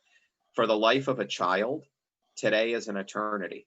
So if you project the past 6 months over the life of that child, this seems like the endless new normal. That all affects their ability to learn. And so Mari, you know, we're educators first and foremost. So we want to make sure that we're creating classrooms and creating learning environments and responding to our students' needs in ways that make them and keep them accessible to learning and accessible to growing. When you're in a state of trauma, as Mari taught us, you're in a fight or flight situation. Your brain is, your prefrontal cortex, as she described, is literally, or your upstairs brain is closed off to learning, and your downstairs brain or your limbic system is in control. That sounds really scientific, but I just give you those little tidbits because it was a truly fascinating day. But even more so than the fascinating kind of information and learning she shared with us, she really empowered our teachers and our staff to understand what it means to bring a student out of a place of trauma. The types of practices that we can incorporate in our classrooms, both in terms of understanding and responding to our students, that can help us get back to the reason why we're here quickly, rationally, and responsibly, which is to help students learn. So we were so fortunate to have Mari. We're going to be continuing that work in the year ahead as we build our comprehensive district framework for social emotional learning and well-being. But that was another kind of front burner issue during these 6 days of PD. And then we spent a lot of time. This work actually began over the summer when we had 100 teachers volunteer to come in, volunteer their summer hours to come in for curriculum writing work around reprioritizing curriculum, paring it down to the 2/3 of what's most essential, making some hard decisions of what we can and can't do over the first 12 weeks. And we utilize the first 6 days of PD to continue those conversations such that our teachers are ready to welcome our students back into classrooms where learning is starting from a sensible point, not an overly rigorous point that's going to lower our students' confidence or make them feel insecure in a time where they're already worried about and stressed about just the act of being back in school, but also creating sensible transitions for when we do pick up that mantle of new learning again, which will be 2 to 3 weeks into the school year, and we break off of review or what's familiar and start to get into coverage of new curriculum and new learning. Our 4th and 5th initiatives that we'll be pursuing this year, as listed in that document, are to recognize Initiative 4, that our nation is still in a period of struggling, in a current period of heightened struggle to achieve our nation's founding principles. And so we have a goal this year of strategically revising all of Portland Public Schools systems with the goals of increasing equity, advancing social justice, and fostering civil discourse amongst our stakeholders. We know that these are contentious times. Without advocating for any one position over the other or any one set of beliefs against another, we feel it important that we recapture this idea of civil discourse and foster within ourselves and within our students an ability and a willingness to engage in dialogue with one another and to learn from one another. And we know that we're not doing a great job with that nationally. We want to be in Portland Public Schools and for our students a model of how the world should be. And so our commitment to promoting civil discourse and social justice and equity speaks to that foremost mission. Initiative 5, something we'll be doing this year, is using our vision of a graduate and the recently conducted Sightlines report around building and grade level feasibility to design and embark upon a 5 to 10 year plan for the Portland Public Schools that addresses facility needs, grade level configurations, and our physical structures, such that we can maximize 21st century teaching and learning along lines of the changing face of education. So the rest of this document outlines the means by which we do that. We've strategically calendared in throughout our year professional learning opportunities for all of our staff to both tackle and accomplish in part or whole each of those initiatives. They're very lofty initiatives. We're beginning the work towards accomplishing those initiatives this year, and you'll likely see carryover of those initiatives in subsequent years because they're just really meaty goals. They're things that are going to take us a long time. They're going to take a lot of hard work, but anything worthwhile takes time and hard work. And so we're committed to these initiatives and we're strategically pursuing them. This professional development calendar was formally presented to our Professional Development and Evaluation Committee, which is a group comprised of Portland Public Schools administrators and teachers. And that committee formally approved this calendar as of, I believe the date was, I got to scroll back to the bottom. I want to say August 23rd, but August 20th, rather, I apologize. The dates are blending together. So this is a fully approved calendar. I'll just pause there. The Safe Schools bit is going to be all of about 2 or 3 minutes. So I'm happy to take any questions related to our PD calendar. Any questions? No? Really quickly, each year we are required by Connecticut State General Statute to provide all staff mandatory trainings. These are trainings on topics like Title IX sexual harassment, bloodborne pathogens, mandated reporting, bullying, cyberbullying. So we do this training every year. In addition to these trainings this year, we had the additional responsibility of providing our staff COVID safety training. When we provide these trainings, it has been in the past a paper trail nightmare for Portland Public Schools in terms of assigning this work to our staff and making sure that they complete these trainings. We were enlightened as to a platform known as Safe Schools that we chose to purchase for Portland Public Schools at a very reasonable cost point. And this platform basically allows us to assign trainings in an online platform to assign those trainings to staffing groups rather, and the platform itself tracks completion and generates compliance reports. So here's what we get. Really high quality training. We eliminate a paper trail that frees up our secretarial staff to do other important onset of the year work like student registration and building and dispersing to students their schedules, getting our buildings ready. The response to this platform has been overwhelmingly positive. Our compliance at this point in the year is close to 100%. It's at 99% for staff that have been required to do mandated trainings up to this point. I'm just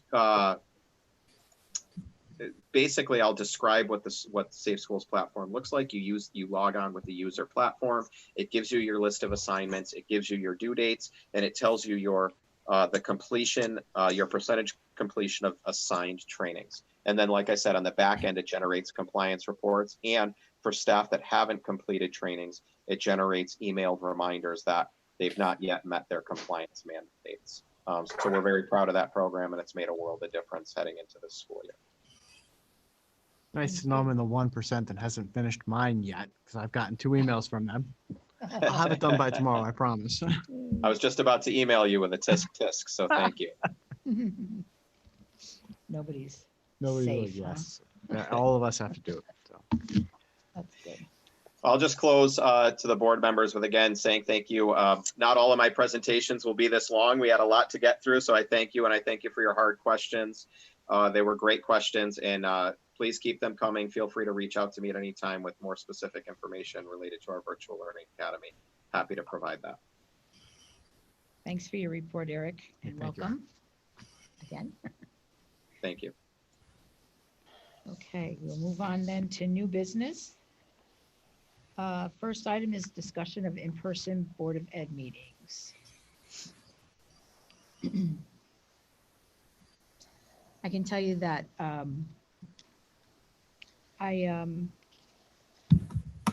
prepare for the discussion on this issue this evening, I did reach out to Dave Kosminski to see whether there were sufficient capabilities in order for the board to be at a meeting in person be socially distanced and whether we would be able to be filmed in that regard. And before, I guess basically the answer is not really. Our meetings would have to be, they couldn't be here at the high school. It would have to be at the senior center. And in talking, emailing with Dave, and then I did also speak with Susan Bransfield. She is not going to authorize us to have in-person meetings at the senior center at this point in time. I think we're all aware of the fact that the governor has extended his executive orders regarding the limiting of in-person meetings until next February. And Mrs. Bransfield felt that it would be a unnecessary, create an unnecessary risk to staff and board members to try to pursue that at this point in time. So that's her position. Certainly we can discuss it if anyone else would like to share their thoughts or opinions at this point. I didn't read the governor's powers being extended, but I thought it was just being extended. I don't think the executive orders were extended. He can extend them, but I don't think they were extended. Just his powers and ability to do that. Maybe I'm wrong. Yeah, I don't know what is the requirement right now for public meetings or for meetings. I haven't seen an update on that. I don't know if they've changed. Meg, we can't hear you. Thank you, Tim. I think that it would be a technical nightmare as well if we all had to sit 6 feet apart and then they had to try to videotape or use the camera to do the live the live part of it. So you know, I'm happy to continue to do this and to stay safe until further notice.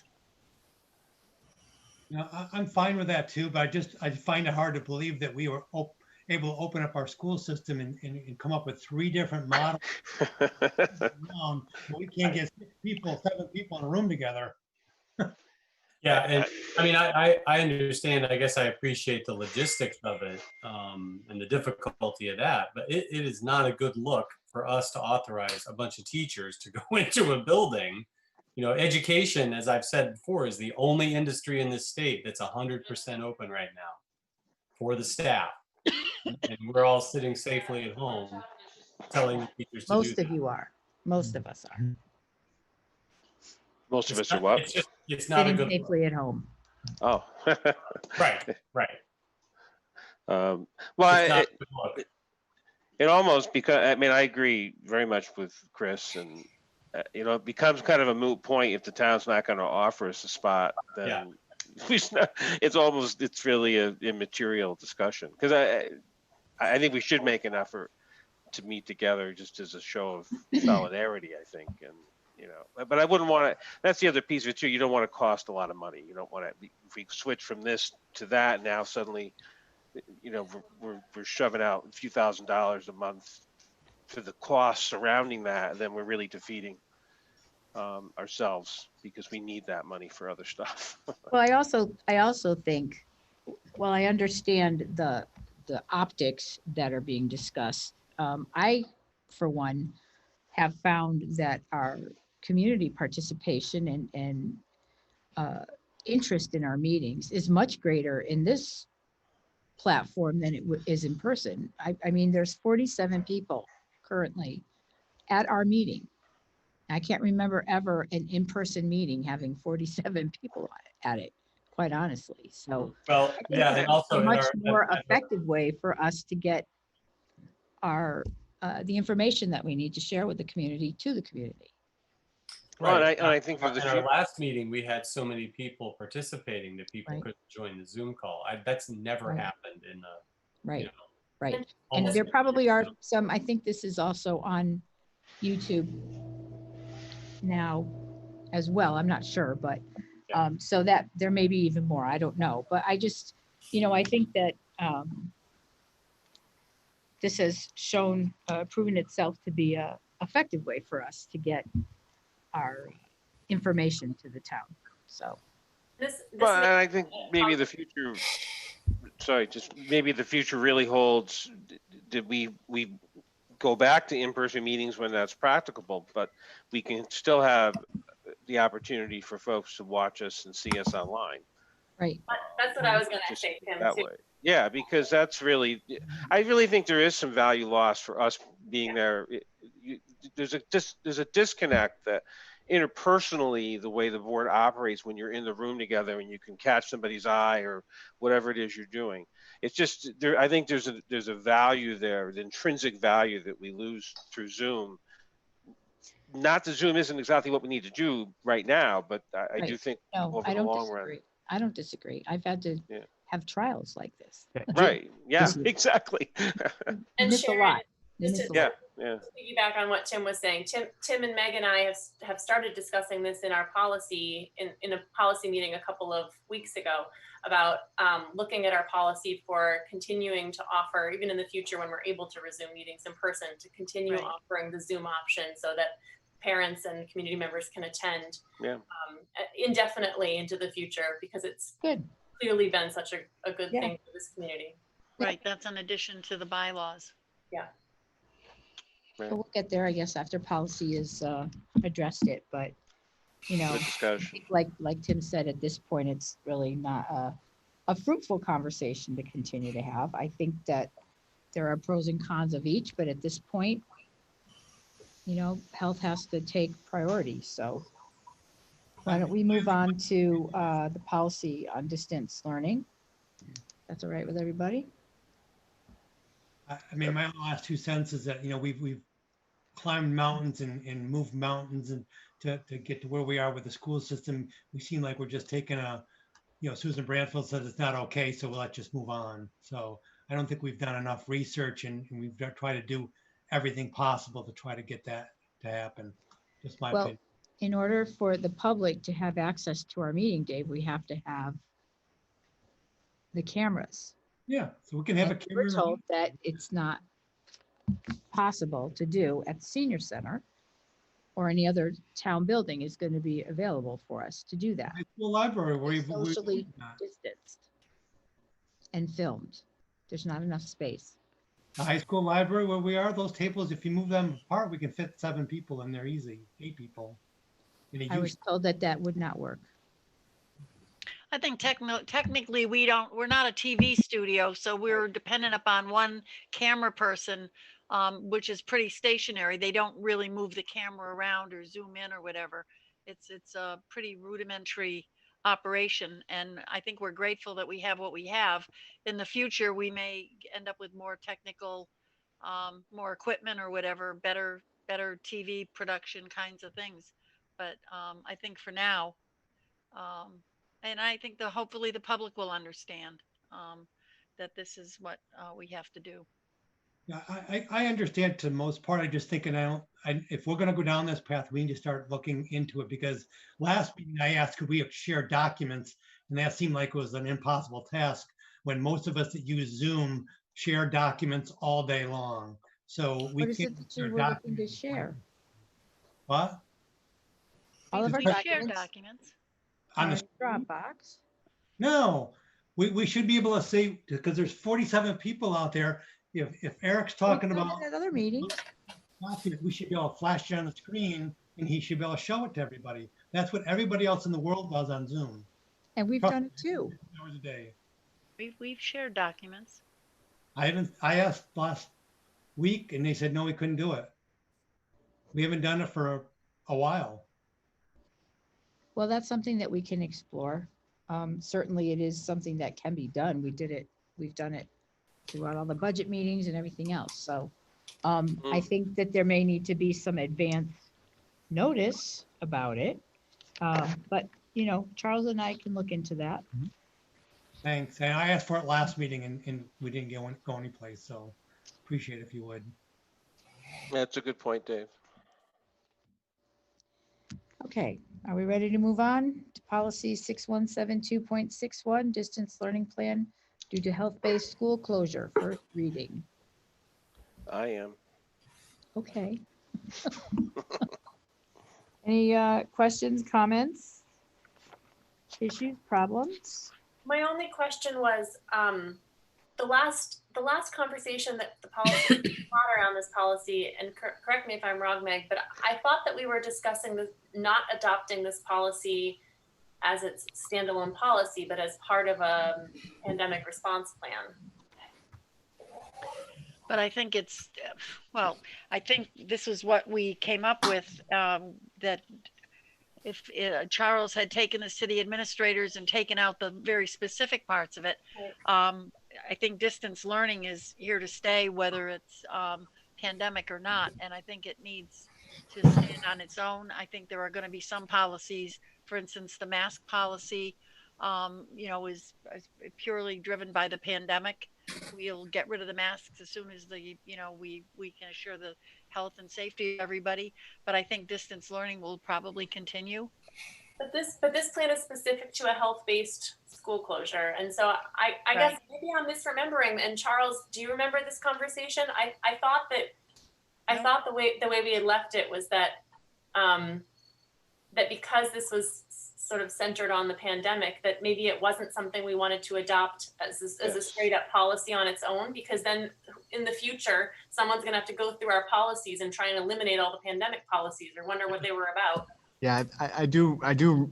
Yes, we were going to this one, and then there were a couple of other ones. I have a list. Can't remember the names exactly, but we were going to bundle them into a sort of standalone pandemic policy, which once the pandemic is over, we would quickly remove. So Decide for a future date. right. Yeah, but I think we said that we would, the thing is, we're gonna do this part, if we wait and do it part and parcel, it'll be October before we do this. You're right, this was health-based, but I think because it was, my note was that it was to go to first reading, that the changes had been made and we could send it to first reading. It will become part of a pandemic policy information packet, I would imagine. But I think we still need to approve the language here for the policy as it stands. So can we? Oh, sorry. Go ahead, Tim. Well, I just think, could we asterisk these in the policy manuals and note that these were policies adopted directly as a result of the COVID-19?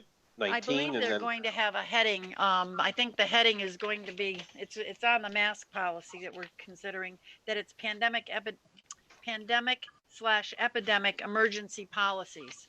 And so they would perhaps be in one section of our policy catalog.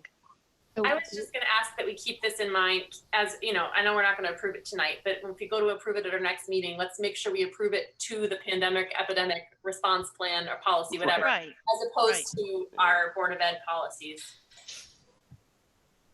Okay, well, it is a Board of Ed policy, but you're right, it does relate just to this particular situation. This time period, right? Right.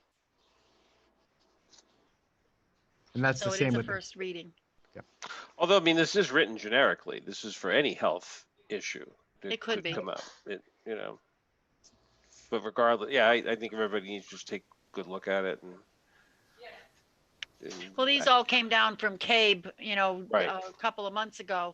So, when they sent the things down, they were, whatever the body of knowledge was at the time. As we know, we're up to addendum number 11, guidance from the state Department of Education. So there may be changes, but everybody should take a look at it and see whether or not they can vote it up on the 15th of September, or if they have any other further questions. Does that make sense to everybody? Yeah, that makes sense.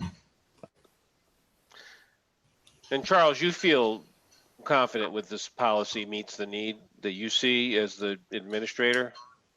I do, and again, in the context of what we're doing in this very surreal place that we are with the pandemic, yes. I reviewed it with the administrators, and we took out all of the language that was overly prescriptive, and it does match what we're able to do and are doing. So I'm very comfortable with it.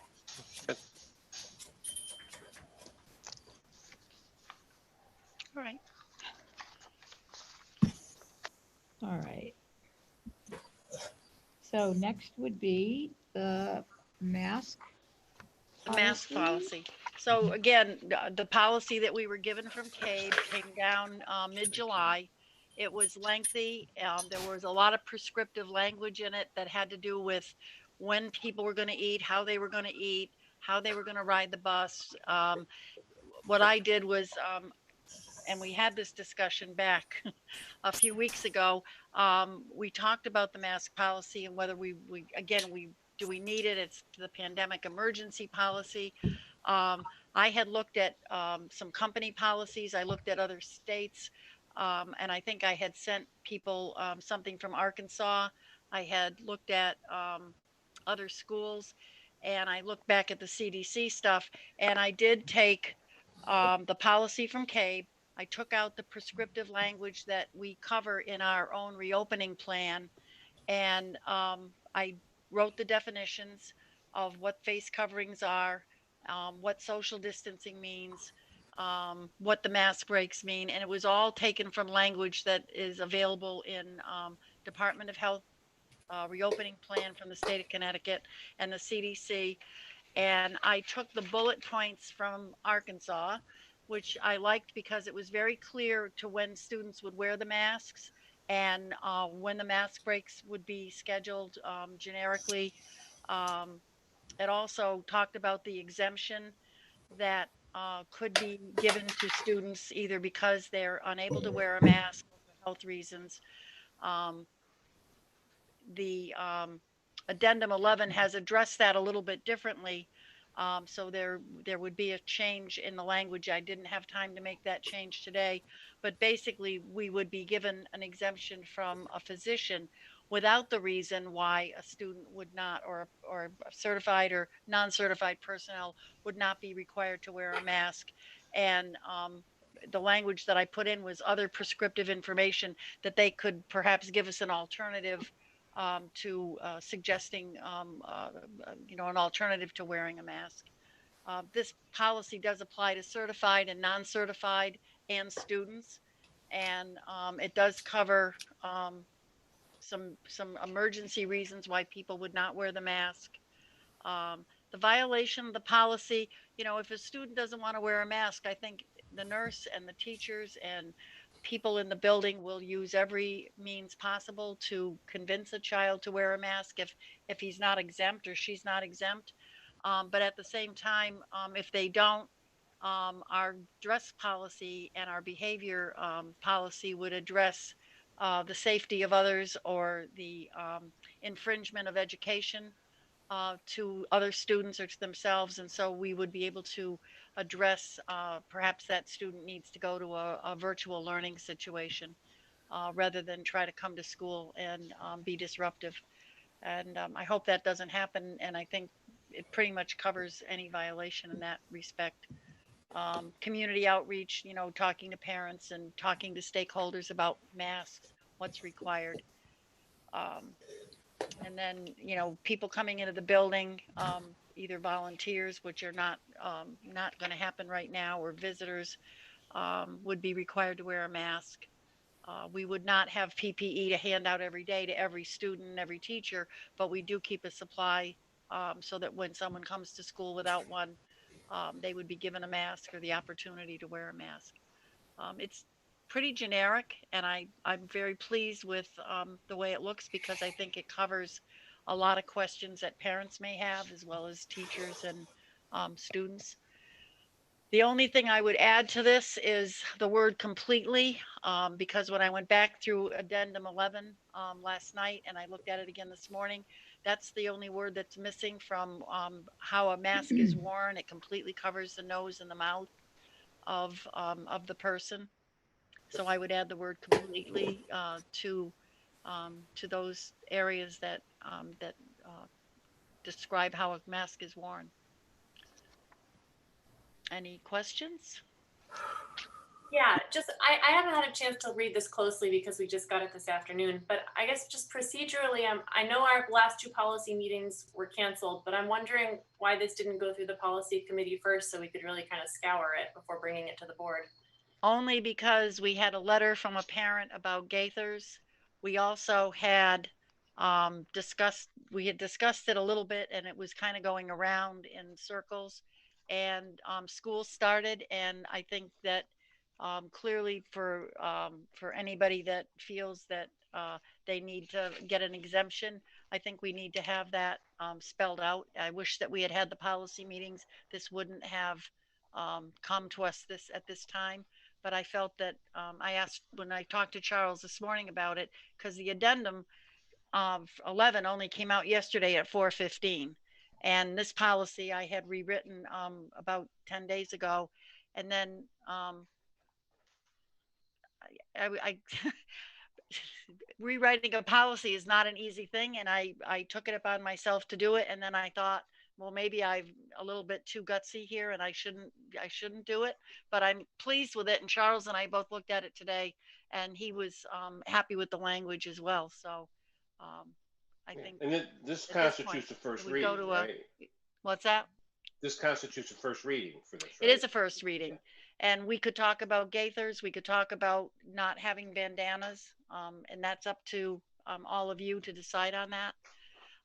The addendum 11 talks about a bandana being folded more like a face mask, Right. where you could loop it over your ears or tie it around the back of your head. I think it would be difficult for us to encourage kids to do that with a bandana. So I think there could be language in there that says bandanas would not be allowed at this time, but we would consider multiple folds of gaithers if people are going to wear them. But it's up to you Why all. why wouldn't the policy just allow for the things approved in addendum 11 to be used? I'm happy to do that.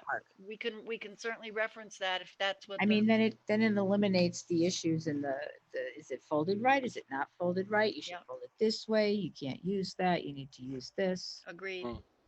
The only thing there is that addendum 11 could very well be updated in addendum 13 or 15. Well, that's what Well, and that's Okay. exactly. I was going what to say it- the same thing. Yeah, you don't know. That's exactly what it says. It says that the body of knowledge right now is August the 31st. This is what we know. This is what we require. It Right. could change. It could So- change. It would, and our policy would adapt Right. what's approved by DPH or the Yeah. whoever it is, Yeah. Department of Health. Yeah. You say addendum It has to be 11 An approved of August 31st, 2020. coverage. Yeah. So it's a, If you want to add that language in, we could certainly do that. Everybody could. I think it would make sense to do that myself. I think so. All right, we can add that as part of the resources. Yep. At the guidance, under the back part, legal references and sources. Do you want to add that in? I mean, can you make it the reference kind of generic, addendum 11 or whatever is most current Or from subsequent from updates. the Yeah. State Department of Education. And forthcoming updates. Yeah. Good. I have a question too about when I'm looking at it. I forget exactly what page it was because I just took a screenshot of the part. But under certified, non-certified staff, the fourth bullet point down says a teacher is permitted to remove a face covering or mask during instruction if the teacher providing the spacing shall be increased beyond 6 feet. That teacher- language is in the CABE policy. Okay, can I please finish though? So I have a comment and kind of a question. So my question is, at this point in time, with it being hybrid, and maybe Charles can answer this. At this point, with it being hybrid, what is kind of the average distance currently between students that we have? And my concern here is that we have some very young students. We have kindergartners who may still be 4 years old who are required to wear a mask at all times, and potentially a teacher at 7 feet is allowed to remove their mask. I'm kind of curious as to what the distance is that we're currently having between kids, and if that's, fair to say that an adult can remove a mask and maybe children cannot. It's an interesting point that right now we're way past in the hybrid, the 6 feet. I think we're probably closer to 10 to 12 feet. So that's kind of what I assumed it was. I'm a little surprised to say that an adult could remove their mask only 6.5 feet away from a child. Personally, as a parent, I am not comfortable with that, with sending my children to school potentially with an adult that close to them without a mask on indoors. The Outdoors, second sure, but are you talking about the, it says the teacher is permitted to remove a mask during instruction? yes, If the teacher is, the space should be increased. It says a teacher without a mask who remains seated must be using a physical barrier. it says a teacher who remains seated. It does Right. not say a teacher must remain seated Right, behind a barrier. Right. But if they were to do it because they're doing something that requires the kids to see their faces. And I don't know if we have barriers in the classroom. This language came from CABE. I took everything, with the exception of the bullet points for students. I took everything from the CABE policy. I question it as well, but that's what CABE had said. Do we want to look at that, Charles? Yeah, we can definitely go back and revisit that. So is this going to go to sorry, policy subcommittee or?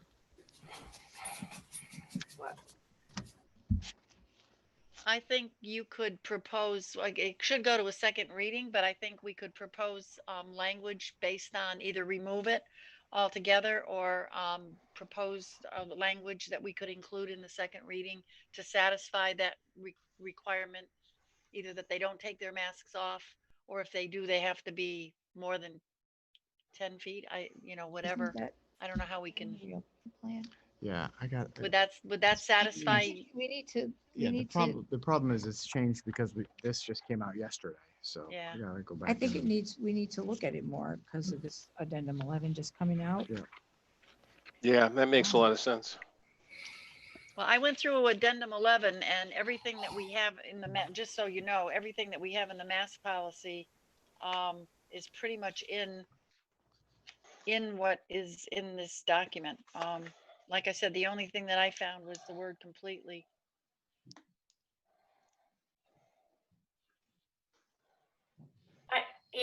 If the purpose of that little clause there is to allow a teacher to remove a mask for some particular purpose, then I think that we need to identify what that purpose would be that would make that necessary and just be really clear about it. Otherwise, I guess, Charles, I would ask that you revisit that section for sure. All right, let me go tackle that one. So do you want to bring this to second read and then get back to policy committee and take one more look at the language? I think the policy committee should take a look at it. I agree. All Ditto. right, so not to put it on for second reading and just adjust that language appropriately at September 15th? Because then we won't meet again until October. Perhaps. Is there a need for this to be done so quickly? We can get the policy committee back together this next Okay. week or before the 15th, I would think. All right. So, All right. so Mike, why don't I follow up with you, and we'll schedule a time for that to happen, and we'll be able to keep this on the 15th for a second reading, and we'll take a look at that. I think it's a good point that bullet about the 6 feet is Yeah. something we should take a look at, but I didn't see any other ones that jumped out, and then we'll update No. the legal references to include addendum 11 and forthcoming updates. So I'll also call CABE and ask them what they were thinking. Maybe they had some reason for why they were recommending that. Yeah. Because that language was in the CABE policy. All right. And my other thought about that, Meg, is that if that's for the purposes of speech instruction or whatever, I know that our district is Right. acquiring some clear masks, which would prevent Yep. the need to remove a mask. So it just might not be Exactly. necessary language at all. Yeah, exactly. Well, can I Good just chime in on something with that? Because I've been practicing this week what it's Yep. like to film myself and teach. We don't have students in Middletown until Thursday. Right. It's very hard to hear what I'm saying when I'm talking. So if I'm trying to give specific directions, I mean, I can totally understand why that would be the case. That seems like a reasonable policy to me. Does it? Yeah, I'd have you? to agree, Chris. I think there's going to be times when you will need to do that to be able to be more clear. Yeah. Well, to be determined, but thank you. That may be what they were thinking. I know I tried to give my telephone number today when I had cataract surgery, and I was doing it through a paper mask, and the girl couldn't understand what I was saying. So, I would hope that's what they're thinking. yeah. Well, and in that case, we just obviously we need to look at it and be really clear about distance and about purpose and all of that, because All right. So what I'll do is I'll ask everybody for good times for a policy meeting next week, and then we'll look at Dawn and Charles' calendar. I'll have Meg look at it, and we'll come up with a Yeah, date. I'm sending Meg an email right now. So Perfect. Okay, so that'll come up again on the 15th as revised. Yep. And next, we will go to Thank you, old everybody. business and talk about fall athletics reopening recommendation, Oh, boy. Okay. realizing that it is 9:45. Right. So I shared with you all a recommendation I'm going to make, and I will give you a thumbnail sketch of how this arrived. So you've probably been following news reports, and I have been, giving you some updates right along at board meetings, and then in the Friday highlights I sent you. So there still continues to be some lack of perfect alignment between what the CIAC recommends and what the Department of Public Health recommends. Specifically, that lack of agreement is about when sports would be most optimal to start and which sports would be safe to run.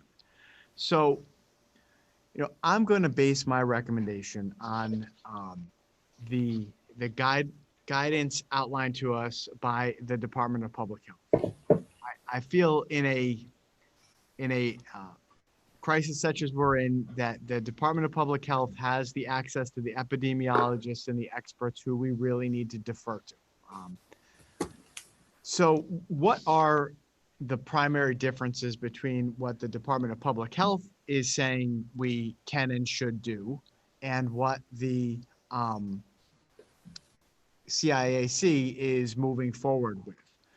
First, the primary difference involves football. Okay, so the Department of Public Health has recommended that football not happen, right? That it is considered a high-risk sport, and that football not be a sport that is allowed to happen this fall unless it was somehow qualitatively changed to be a 7-on-7 passing league game without line play and some more high contact nature of the sport. But specifically they say, and I quote from them, DPH does not recommend that full contact high school football or indoor girls volleyball be played during the upcoming fall season in our state. That is the recommendation from the Department of Public Health. I know, and it breaks my heart, that will come as a disappointment to many of our students who want to play football, but I can't read that recommendation from the Department of Public Health and not make that my recommendation to you. So my first recommendation is with a heavy heart, my recommendation is that we not allow our Portland athletes to participate with the Cromwell Portland Football Co-op this fall. That is a recommendation that enjoys the support of the Portland reluctant support, I should say, of the Portland Reopening Committee and the leadership team, including our athletic director, Mr. Sarah. The Department of Public Health does say, though, that you can do strength and conditioning, right? So that if we wanted to allow our football players to strengthen condition, it would be okay. I mean, the challenge there, of course, is that you're allowing students to strengthen condition for a sport that's not going to happen because we're not going to allow the full contact football. It doesn't seem logical that we would then allow that to happen. And it's also complicated by the fact that our Portland students would be interacting with Cromwell students, which further breaks down the integrity of the cohorts that we're trying to maintain. So again, it is with a heavy heart, but I have to bring forward the recommendation to abide the Department of Public Health recommendation and to cancel the football season for our fall athletes this year. Why don't we take these one at a time? I'll answer any questions about football. Is there an option for our football players for us to provide strength and conditioning or practices without contact here in Portland as a Portland cohort that doesn't involve the Cromwell students? Yes. I would like to see us pursue that. Okay. Yes. Hold that thought, because I'm gonna loop back to that momentarily. Okay. So that's the first recommendation about football. We don't have girls volleyball, so that is not an issue for us. So the second recommendation I want to bring to you is that the Department of Public Health recommends, and I think this is prudent advice, that we not start the fall sports season until 2 weeks after our first day of school, right? So our first day of school was today. 2 weeks from now would be September 15th. The logic behind that is that we as a district need to prioritize getting students safely back in the classroom and spend 2 weeks studying how well that goes, make sure that we don't have any issues, that all of our social distancing and cohorting and safety protocols are working, and then begin fall athletics. So my recommendation is, again, to abide the Department of Public Health recommendations and start our fall sports season on September 15th. Which leads me to the third recommendation from the Department of Public Health, which is that before you start athletics in general, it is wise to have a period of conditioning, including strength and conditioning, right? So that our students would be getting in shape for the full start of the fall season. The Department of Public Health recommends that you do that, and that is acceptable in their guidelines, as long as it's done, and I have them in sub-bulleted here, in cohorts of 10, that all activities are conducted outdoors only, and that face covering, social distancing, and all other mitigation strategies outlined in the CIC resocialization, of interscholastic athletics and activities guidance document. So that's the third recommendation, that we start the season for cross country and soccer for us on September 15th, but that we begin strength and conditioning during the 2 week period in these cohorts of 10, outdoors only, and with meeting these guidelines. And then the fourth recommendation I have is that we currently have 3 high school students who are a team of 1 on the swim team, and that they swim with the Rocky Hill team. So again, for the same reason that I would recommend not to have our students interact with Cromwell students because it crosses cohorts, I would have to make that same recommendation for our swim team, so that we're not, again, breaking down our cohorts even further by having Portland students interact with Rocky Hill students. And then, of course, when full practices start, all of the guidelines and recommendations outlined would be implemented with fidelity. So I'm getting a text message from Chris Sarah here. I know this is FOIable, but I do want to make sure that he's. Oh, he just wanted me to clarify. It's 1 girl swimmer, not 3. So I know this isn't great news for our swimmers and our football players, and I do not make this recommendation with in any way happily, but I did include here the 2 letters from the Department of Public Health that outline the recommendations that I include with the letterhead. So there's my recommendation. It boils down to no football, start conditioning in cohorts of 10 now, start the fall season in earnest on September 5th. And that, of course, assumes that the transmission rates are going well, that we don't have any issues with COVID-19 at all over the next 2 weeks. But that's where I've come down, and I would entertain any questions. Charles, is this similar to when we talked before about voting on your recommendation about hybrid versus full open versus that you're vested with the authority already to make this so to speak? Or does this require I for one would want the board to vote, to support your recommendations. But is this a board needs to approve this, or it would be best if we all are on the same page? I will be completely honest with you. That is a really good question that is unclear to me. Okay. What I read to you last time with the frequently asked questions about Yeah. it's a superintendent's discretion, but certainly, invited your support and appreciated it. I do not know what the status is for who makes the decision about athletics. So I'm hoping that my recommendation and your vote align, but if you vote differently, then I may have to go research that issue or hear what your concerns are and modify my recommendation. Well, I would just make a motion now that we would to the board to recommend approval of your, I think, was it 4 or 5 recommendations altogether? I think you made. Yeah, it's a 5-point recommendation. 5-point recommendations that we accept your recommendation as outlined tonight in regards to football and fall sports and swimming. Is there a second? I'll second it. Any other discussion?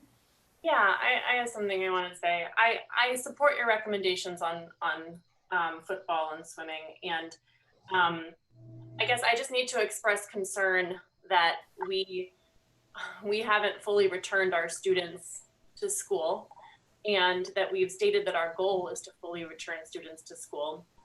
And I'm concerned that if in 2 weeks' time we start to bus our students, I mean, you, Charles, you were just talking about breaking down our cohorts by either sending kids to Cromwell or to Rocky Hill for football or swimming. If in 2 weeks' time we start busing our students to compete against other districts whose practices are not under our control, and potentially in large environments with a lot of people where it's a lot harder to maintain social distancing and monitor mask usage and all of that, I'm concerned that sort of flies in the face of our stated goal of getting students fully back in school. So I would be much more comfortable with a plan that that pushed this off until, for 5 weeks, until Columbus Day, at the point that we are hopefully, fingers crossed, able to return students to school safely. I don't think I can vote to start busing our students to in 2 weeks' time. That said, I really appreciate the idea of strength and conditioning training starting, within the next 2 weeks. And I would think that we could do that safely in district in cohorts of 10 and be able to maintain that in a way that isn't necessarily at odds with our goal of getting students back in school.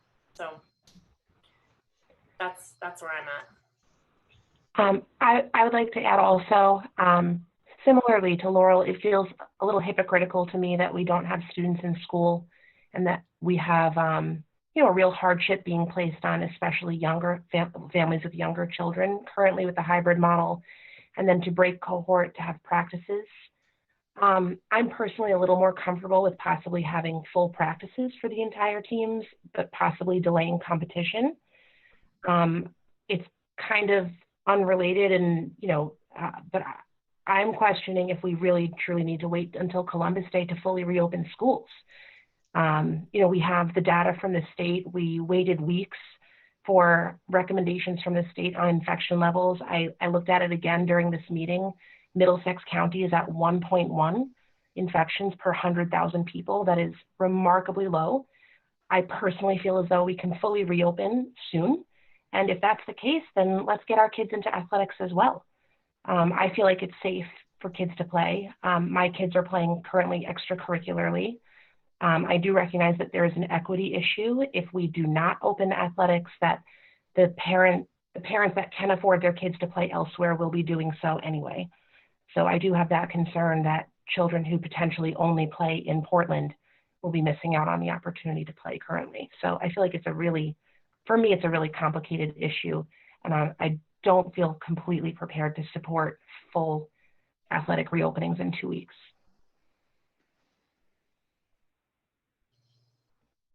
I can just say that those are good points, and those are points that were raised with Chris's athletic reopening committee on countless Zoom conversations I've had with area superintendents. With our reopening committee, all of those points were raised. So, what's the right time, when, how, this has been as I say there, after considering a long and complicated series of communications, this has not been easy to design this recommendation. I just want you to know that I've grounded this recommendation in the expert advice from the Department of Public Health, right? So that's really where I've kind of planted my flag. I've sort of looked at Dr. Gifford and her team at the Department of Public Health as the people who have the access to the epidemiologists and the doctors who can make a recommendation and have the type of credentials that I can trust, right? So my recommendation is I will put it out there, a pure endorsement of the Department of Public Health guidelines. Now, that doesn't mean that your opinions and others aren't valid or worthy merit consideration. They certainly do, and you are the Board of Education, and I understand that this is a decision you each have to weigh out and make yourself. My recommendation, though, is that we honor and support the guidelines put forward by the Department of Public Health, which Charles, say 2 weeks I after the understand- start of school. Sorry. Charles, if I understand correctly, that those same recommendations that you put forth and that were recommended by the Department of Public Health were also the same recommendations that the reopening committee Correct. The reopening committee at our last meeting had voted all on. endorsed the Department of Public Health as the experts. Was that I mean, I don't know if you can say that or not. Was that a unanimous thing, or was there kind of some dissent there? And Everybody on the reopening committee. So we talked about this for a long time. You were at that one, Sharon, right? Yep, We went round and round and wrestled with this, and Chris Sarah is on that committee, and every one of the members of the reopening committee said, look, let's rely on the experts, and we recognized in this case the Department of Public Health as that expert body. I guess I'd like to just ask if we could move the question to vote. Okay. All in favor?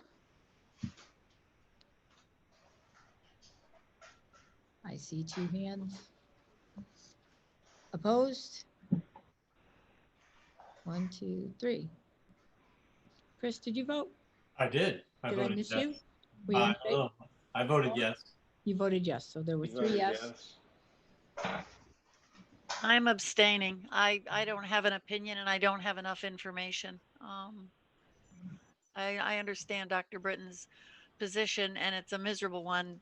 I want to see the kids be safe, but I'm not sure I can support in-person small cohorts or other at this point. I think I'd like to wait. So I'm going to abstain.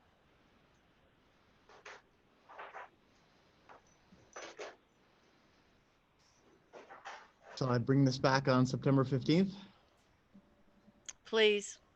Yeah, please do. I don't think, I mean, I wasn't advocating for this to to kill this issue. I really, truly do want to see our district explore how to safely reintroduce athletics for our students. I understand how important it is. I think we all do, but I want to make sure we're doing it slowly and that our first priority is getting kids back to school. So what other information would the board like to see regarding this issue, if any? Just want to see what happens. I want to see how the first few weeks go, and I want to see us get our kids back in school. I want kids in school as well. I also had queried earlier about students who are at home who are not participating in school, if they're going to be able to participate in sports or after school activities. And I was told that would be discussed. So It was the recommendation of the leadership team and me is that we would allow students who are distance learning to participate in all co-curricular, extracurricular, and athletics. Okay. All right. Well, that's good to know. Happy to hear that too. And I guess the other question I have in terms of athletics in general, because I think all children, all students can benefit from it, that if we don't have these organized sports in the way that we have in past years, if there would be alternative activities for kids, running clubs or BMX bike clubs or skateboard things or activities that they could participate in small groups, just to get the exercise, Zumba dancing after school. There's a lot of ways that they can keep their energy level up and get the exercise they need. And maybe we should be thinking in terms of that rather than busing kids to different sporting events. Well, I think the question that I would have in that regard is if we hold off and we don't endorse these recommendations, does that mean that athletics won't move forward? I think at this point, athletics are on hold until the Board of Education makes a decision. I'm not comfortable going forward without your support. So what if we wait and everybody else goes? So we decide October, whatever, okay, we'll participate. And did they miss the whole season? Are they even going to be able to compete? Would it be a moot point at that time? Can I maybe if we did it this way? Let me see if I can maybe get us to frame it this way. It sounds like if we did this point by point, right? Would at this point the board be comfortable voting on whether we allow football? My recommendation is that we do not. Right. Let's make a decision on that, and then we could consider a recommendation on the 15th. And it sounds like part of what I'm hearing is that you want more than the 15th. You want a longer period of time before we start putting students on buses and sending them to games to go past the 15th. So, but then I'd also be curious to hear about, would I heard Zumba classes or running clubs. Would the board be comfortable with us beginning in cohorts of 10 with the guidelines being followed, us starting training, strength and conditioning for our athletes? The DPH says you can do that now, but maybe if we went bullet by bullet and yeah. Had an Do you want to do the football and then the physical conditioning as one? Yeah, right. I think that might be a way to go. So if we just looked at the bullet points, maybe if we started with bullet point 1 and bullet point what's that, 1, 2, 3, the swimming and the football, right? So the recommendation here is that no football and that our one swimmer not participate with Rocky Hill this year. Yeah, I would make a motion that we would support the recommendation from the superintendent regarding bullet points 1 and 2 regarding football and swimming. I can second that. I don't know why we're penalizing the swimmer. I'm biased because my daughter's a swimmer and she's actively swimming with teams from other towns, and they just follow the guidelines that were provided and they have no issue. So I don't know why we're singling that out, because not like football, that's more of a team sport. It's not an individual exercise, but if that's what you want to do, that's voice my concern. Well, that was the Department of Health that made that recommendation. That was their call for that particular sport. If I understand correctly, right, Charles? That was all right. For swimming, the Department of Public Health didn't include swimming in that. I included swimming in that because our swimmers break cohorts and would be at Rocky Hill High School, right? And that wouldn't be just on game day. That would be every day for practice. And that seems like, we're breaking that cohort down pretty significantly. But in theory, though, if we start doing competitions, we're breaking it down anyways with all the other. In any sport. True. So- Except that it wouldn't be every day with practice. It would be on game days, which are fewer. I mean, I can go either way. I just feel bad for that one person that wants to be a swimmer. Dr. Britton, may I speak? Heard a voice from somewhere. Chris Sarah It's just Chris is Sarah. chiming in. It's the voice. Hello, everybody.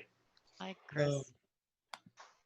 So, obviously we are prepared to provide an environment that would give our students and our student athletes a safe environment to hone their skills and practice with their coaches.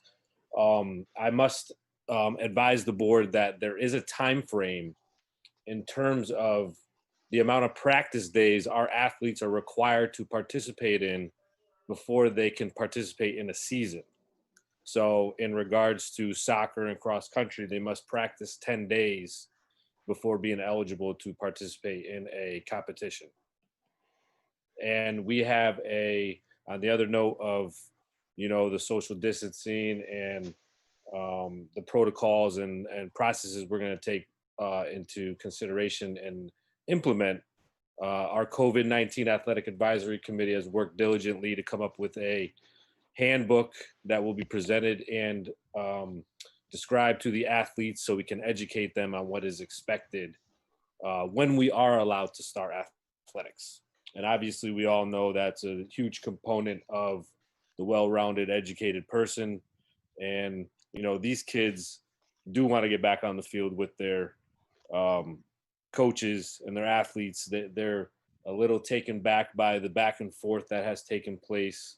And I commend Dr. Britton for, really looking into the subject, paying attention to what's been happening, because the number one issue is the health of our athletes. So I just wanted to let the board know those points before anything moves further. So the CIAC allows 3 swimmers on a team of 1, they call it, to go follow another schedule. So we do have 3 swimming girls. Thank you. Can I just ask a question, Chris? Is there a deadline in terms of if we don't enter our teams into the season by a particular date that our kids won't be able to compete at all? There's no official deadline, but the soccer and the schedule season starts the 24th of September, and we need to get our days of practice in so our kids are conditioned as well as eligible for CIAC guidelines. Okay. What is the end date for the fall season? The end date for the fall season is November 1st, but they Okay. actually pushed it now to November 8th with hopes that we do a regional type playoff system. What that looks like at this moment, we don't know. We're still waiting on our schedules. Okay. So you would, just a question, you would be practicing just about every day for the next 2 weeks in order to make the first game on the 24th when the schedule begins. Correct, but we would be cohorting it until the date that Right. says that we could have full practices. And those cohort practices count as towards the 10. Right. Okay. Thank you. So the original one was that they would condition and cohort in groups of 10, but then on the 15th that we would start the fuller practices. And then I don't think we've gotten the schedule. Chris, do we have the schedules yet? But the first game is the 24th, but we don't know who it is or where or anything. We don't have the official schedules yet, but the season will start the 24th. Chris, do you know what the other towns in our district are doing? In our conference? Yeah.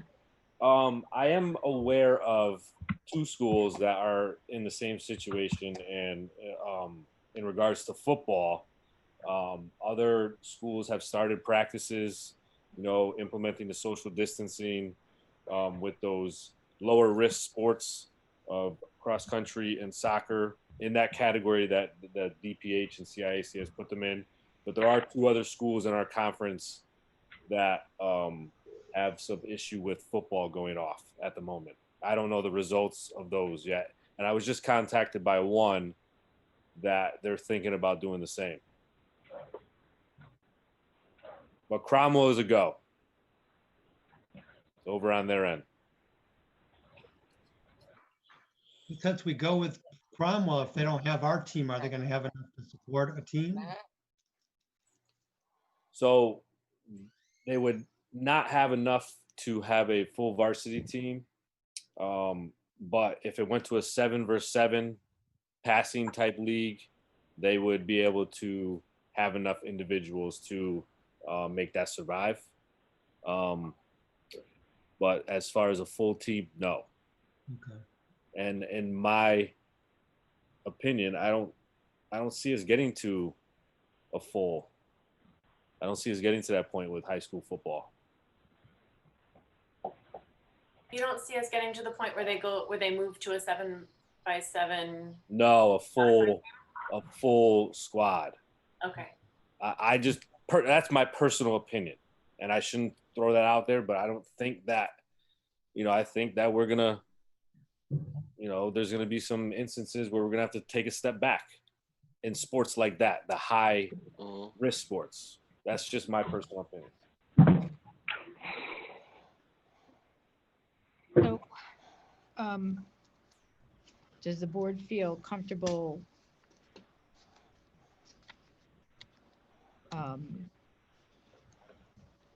allowing the conditioning to begin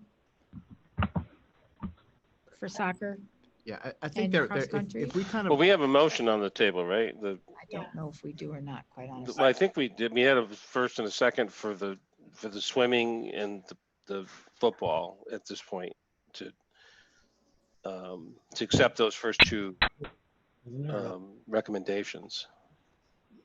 I think, right?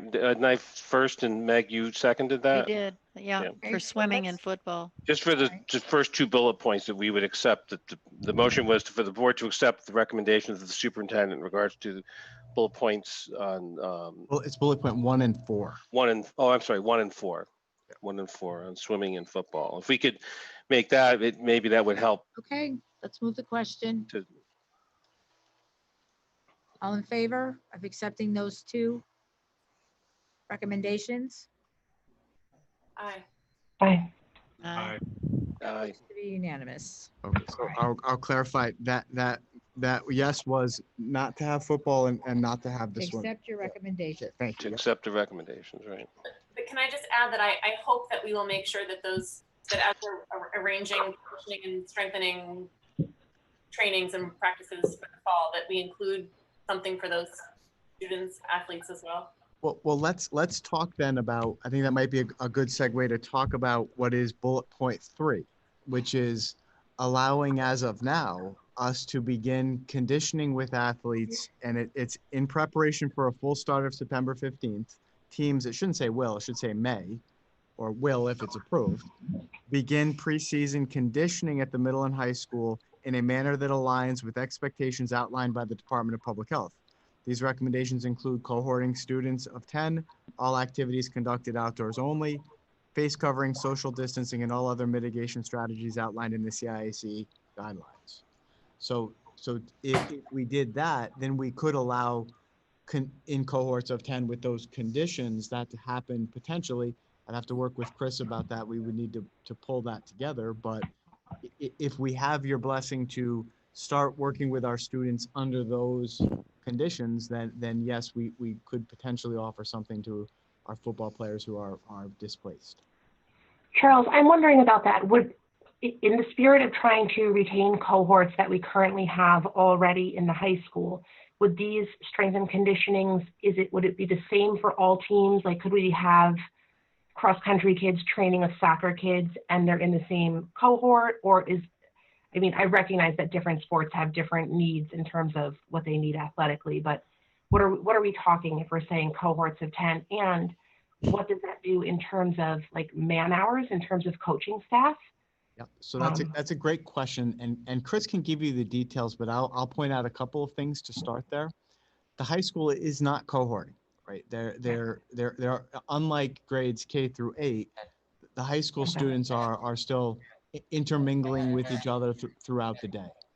What this would do is it would say we would take I'm going to make up the number, 30 kids on the soccer team and put them in 3 groups of 10 and Group 1 would go potentially Monday, Group 2 would go Tuesday, Group 3 would go Wednesday, but they would stay in those cohorts and condition with just those 10 other kids, not the whole team, up until we changed after. But again, it doesn't look like there's consensus around whether it's September 15th or later. Chris, are you still on, and did I describe that accurately? Yes, they just unmuted me. So what you said is correct, but our coach has already taken an initiative to cohort kids on those days that they're in school. Okay. The best possible we could. Are there going to have to be some tweaks done to the list? Most likely. But those coaches have been working on that. In terms of man hours for coaching, yeah, our coaches are going to have to coach a little bit more. But we do have assistants that can do 2 cohorts at once, one on one end of the field, one on the other. Our facility is inducive to that in terms of we have the JV field, we have the middle school lower fields, we have the baseball field, which we turn into a practice soccer field, and we have the track going around. And obviously there will be a tutorial by myself and the athletic trainer reinforced with the coaches on these safety procedures.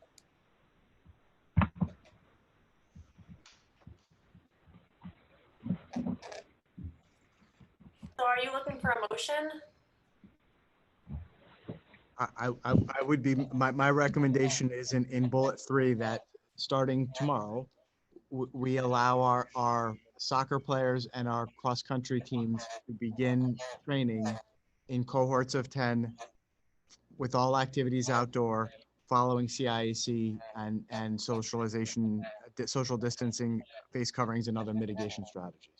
I make that motion. I'll second it. Can you adjust the motion first? Sorry, I don't mean to intrude. We on our COVID-19 athletic committee stated we would end up starting Friday just to get out the proper information to athletes and coaches, because Thursday would be a virtual learning day. So September 4th. Correct. Can we also discuss having how we're going to have the football players be able to do any strength and conditioning? Would they train with soccer? Would they train with as their own group? I don't think that we can speak to that tonight because we don't know. Yeah, I have to And get. before I would ever suggest that the board consider approving that, we need to know what it's going to cost, if it's going to cost more. So I think that's a discussion for another evening. In terms of football, I'm not saying I'm against it by any stretch of the imagination. I think that would be a good thing for those kids, but I don't think we can make a decision regarding that. And my understanding of the recommendation that Charles made is only as to soccer and cross country. Is that correct? That's correct. And then, so we need to amend the motion to make the start date the September the 4th. Correct. I So believe.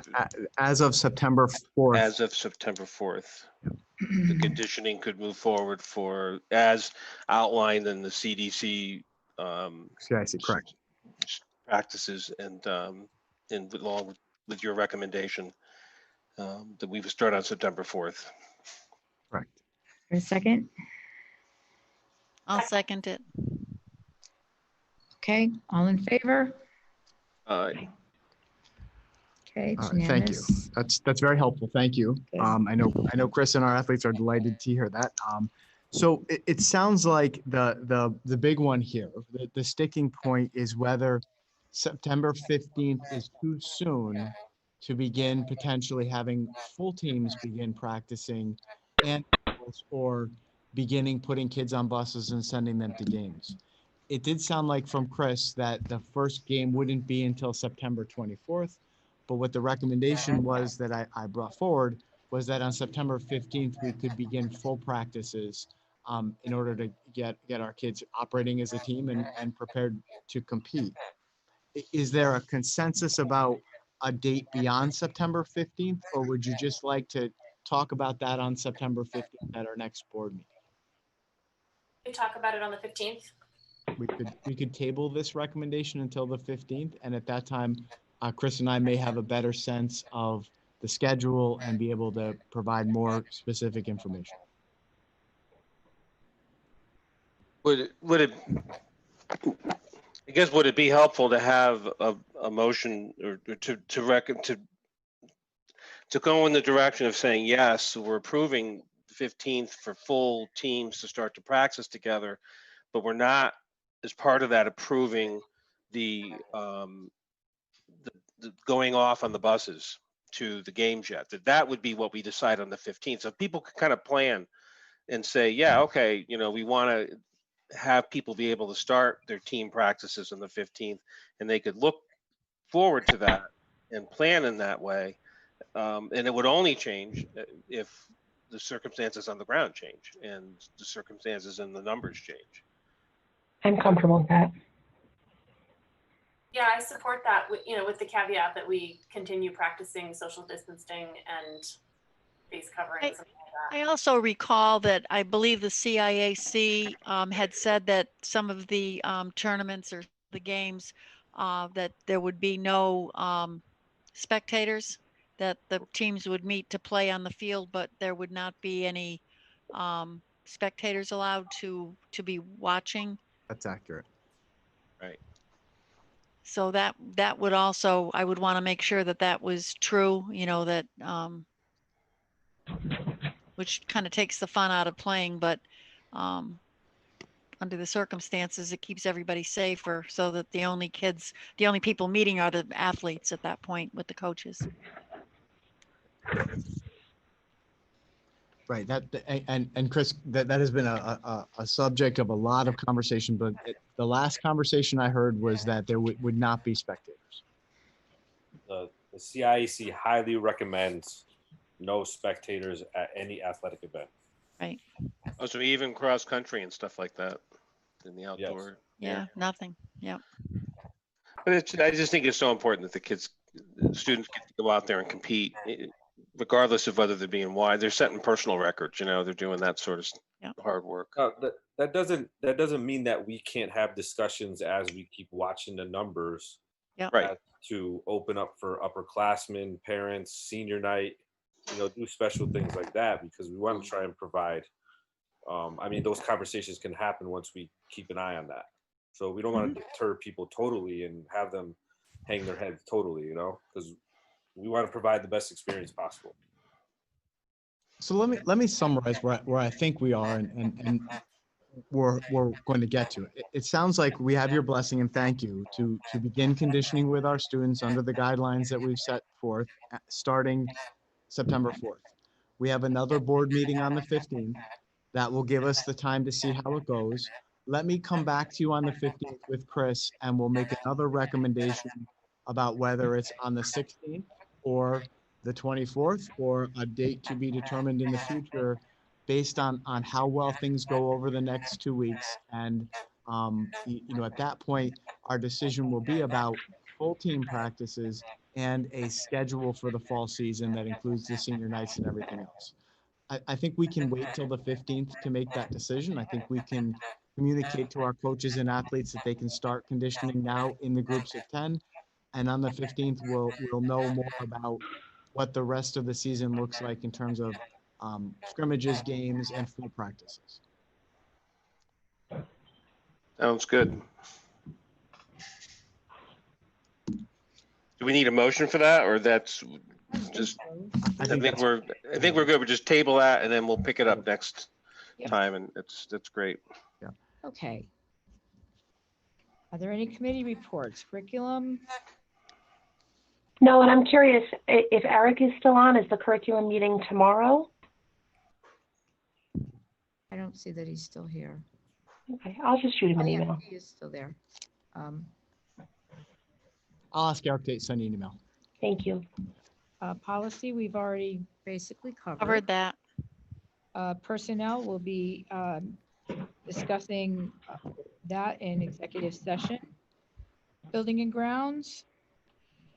No meetings. Okay. There's one coming up, but it hasn't happened yet. Conservation and Renewable Task Force. Nothing at the moment. Correct liaison. September 16th is the next meeting. Selectmen. Nothing. Okay. Audience of citizens.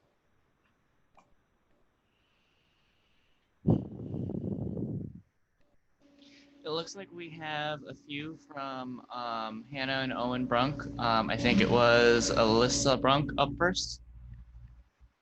I'm gonna unmute them.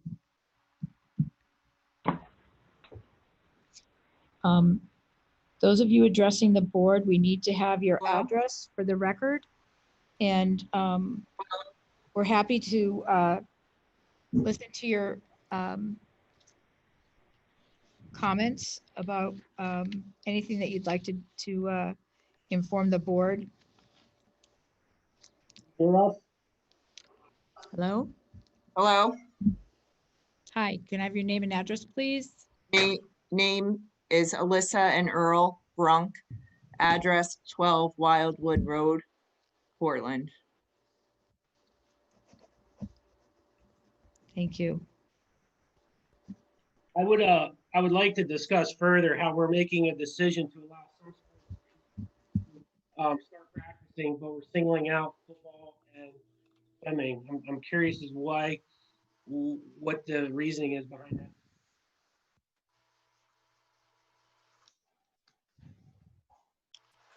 I'm sorry, can you repeat yourself? You cut out on us. We can't hear you. Yeah, I'm curious of the reasoning behind the decision to single out football and swimming and not allowing them to start practices while all other sports can. Is it because we participate with other towns? Or is it, I'm trying to figure out why we're coming.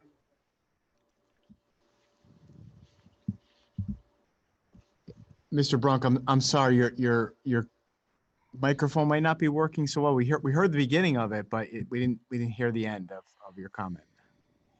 I'm looking for clarification. Single out football and swimming and not letting them. You guys are you hearing that? I can't. No, I can't hear it either. Can't hear anything.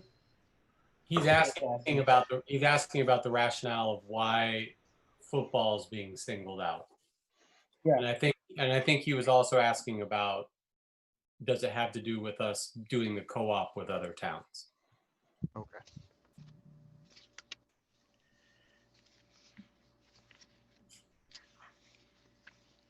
Well, They also had written in on the chat, Hannah and Owen Brunk.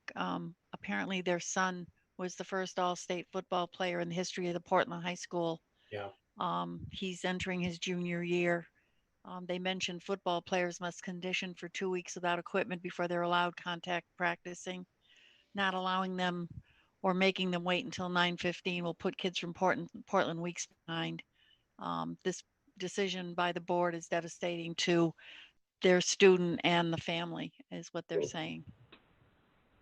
so Mr. and Mrs. Brunk, if you noticed at the beginning of the chat section, we are happy to hear your comments regarding any of the issues that we're discussing tonight or anything else that you want to bring to the board's attention. However, we don't engage in a back and forth discussion regarding those. We certainly will take it under advisement. And if there are specific questions that you have, you can email Dr. Britton as indicated in the beginning of the group chat. The email address is there. Is there anyone else who would like to address the board? Okay. Hold on. There were two more comments from high school seniors. Jack Vittorio, who's on Zoom, who I can't unmute, and Cam Latronica from the YouTube. Cam's just reads sad with the decision on football. Shall I unmute Jack?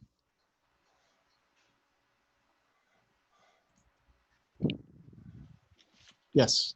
Mute Jack.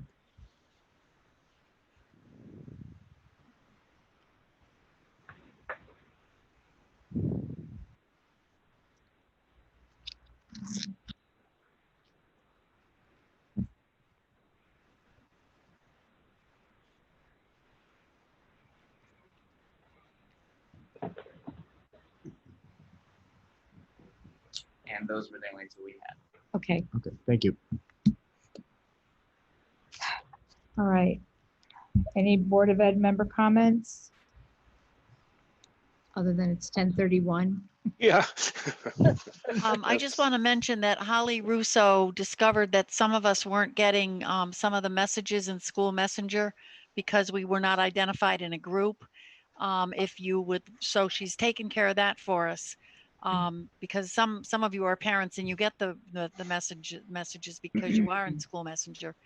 She's also willing to add in cell phones if you would prefer a text message when there are School Messenger messages coming from either Charles or from the various schools in the district. So if you want to do that, just let me know and I'll give her the list and she'll upload everything all at the same time.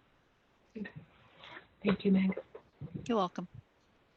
Quick, I'll keep it real quick, but the Board of Selectmen, just in case, because this hasn't come up with the Board of Ed yet, and so I want to make sure everyone knows, the Board of Selectmen at their last meeting formed a solidarity, or they're looking to form a solidarity task force in town, made up of community members looking to address some issues of equity and issues around diversity in town, with the specific goal of tackling two big tasks between now and next June. And they've specifically said that they're looking to work with the Board of Education. So I would love for this to be an agenda item at our next meeting. I think it's important that our Board of Ed have a liaison to this task force. I'd certainly be interested in doing that. And I think we should discuss it a little bit next meeting. I did get an email from Mrs. Bransfield about the task force and the resolution that the Board of Selectmen passed at their last meeting. It's my understanding at their mid-month meeting, they'll be discussing, I guess, the formation of the task force in a little bit more detail. So it might make sense if we put that on our the first meeting in October, as opposed to our next meeting, because I don't think that theirs will take place until after ours, just so that we can get more details in terms of how the task force is going to operate, and if they're looking for liaisons and kind of how that's all going to work, and who might be interested in filling that role. I certainly understand that you are, Laurel.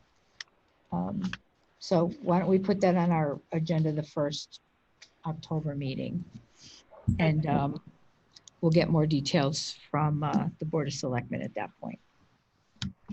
Any other comments? Yeah, can I just make two things real quick? Sure. One, just Charles, if you want to pass on to your admin team how much I appreciate the support for teachers in this, in your efforts, and all of your efforts as well. But I think that's really important to support teachers in this. Mm-hmm. And then number two, that I don't know that everybody who understands what we were talking about with regards to sports understands. I mean, for me personally, I was basing it on the recommendations of the Department of Public Health. I mean, I think that's really the important thing to understand, that that's guiding, the decision for me around sports. To that point out. I would just like to ask, and I totally forgot to mention it earlier, when Eric was presenting about the Virtual Learning Academy, he mentioned that there was going to be like a question and answer period for parents. I'm wondering if we would be open to doing the same thing for our in-person students. Because certainly hybrid is a totally different beast than we're used to having. So between the kids going to school and then even the at-home learning, I'm wondering if you guys, if the board would be open to that. So you mean like another a Zoom parent town hall? Is that kind of what you're suggesting? Yeah. I just know for myself as a parent with three, my own kids are hybrid B, so they were home today, and it's new and it's different, and them being in school under these circumstances is also going to be new and different. So I think it would be great if the district could also get feedback from those parents as well. Okay. Yeah, I just want to piggyback on what Chris Darby said as well, that, in terms of football or swimming, my only basis of that is that's the, DPH and CDC guidelines, and that's what they're recommending. And, I think this is one of those times where we need to really listen to that. That's the best information they have right now. And that we all know that could change, but it's nothing to do with a feeling of negativeness about football or any other sport. It's just it's what seems to be right now based on where we are with COVID and where we want to be. I would agree. Some things that I've read recently are the teenagers are not getting rid of the disease as quickly as they could. Some of them have COVID headaches and depression and muscle things, and just keeping kids safe is really the thing that we want to do at this point. Is there a way that you could make that Department of Public Health information available to parents? I was If they were about to say, interested, maybe post it, or I don't know if and- it's in the reopening information already on the website. If not, maybe it could get posted there, and if parents were I specifically think that's a interested great idea. in looking at the recommendations from the Department of Public Health, they could look at them there. right. I think I'm going to do three things. One, anybody who follows up this meeting and emails me. And I mean, unfortunately, these aren't town halls and we don't engage in back and forth, but Right. I would welcome the opportunity to any parents who contact me. I will share the recommendation and the DPH guidelines. I will share them directly. I'll also make sure they get out to the community in a weekly back to school email that I send. And Chris Arrow will also make sure it gets to our athletic parents.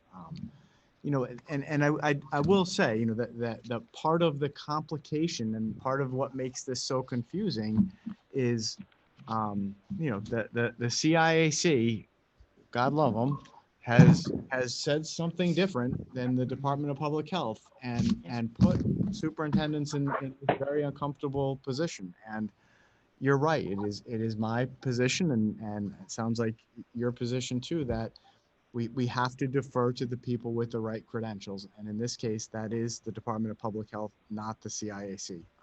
And that's where I come down on this. Okay. Yeah, you don't want to get kids sick. I just had one quick comment. Do we have our own Zoom account, or do we use the town, go through the town? If we go through the town, should we be exploring getting our own Zoom account so we can kind of be independent? What? I don't know the answer to that. We don't know. Let me find out. I don't know. Right. Anything else? No. Okay, I'll entertain a motion to go into executive session for the purpose of Moving. discussing memorandum of understanding with CEA Portland bargaining unit and inviting Dr. Britton. So moved. And, Second. who did that? Laurel? I have to take notes, Laurel? That was me. Yep. And who seconded it? Tim. Tim? All in favor?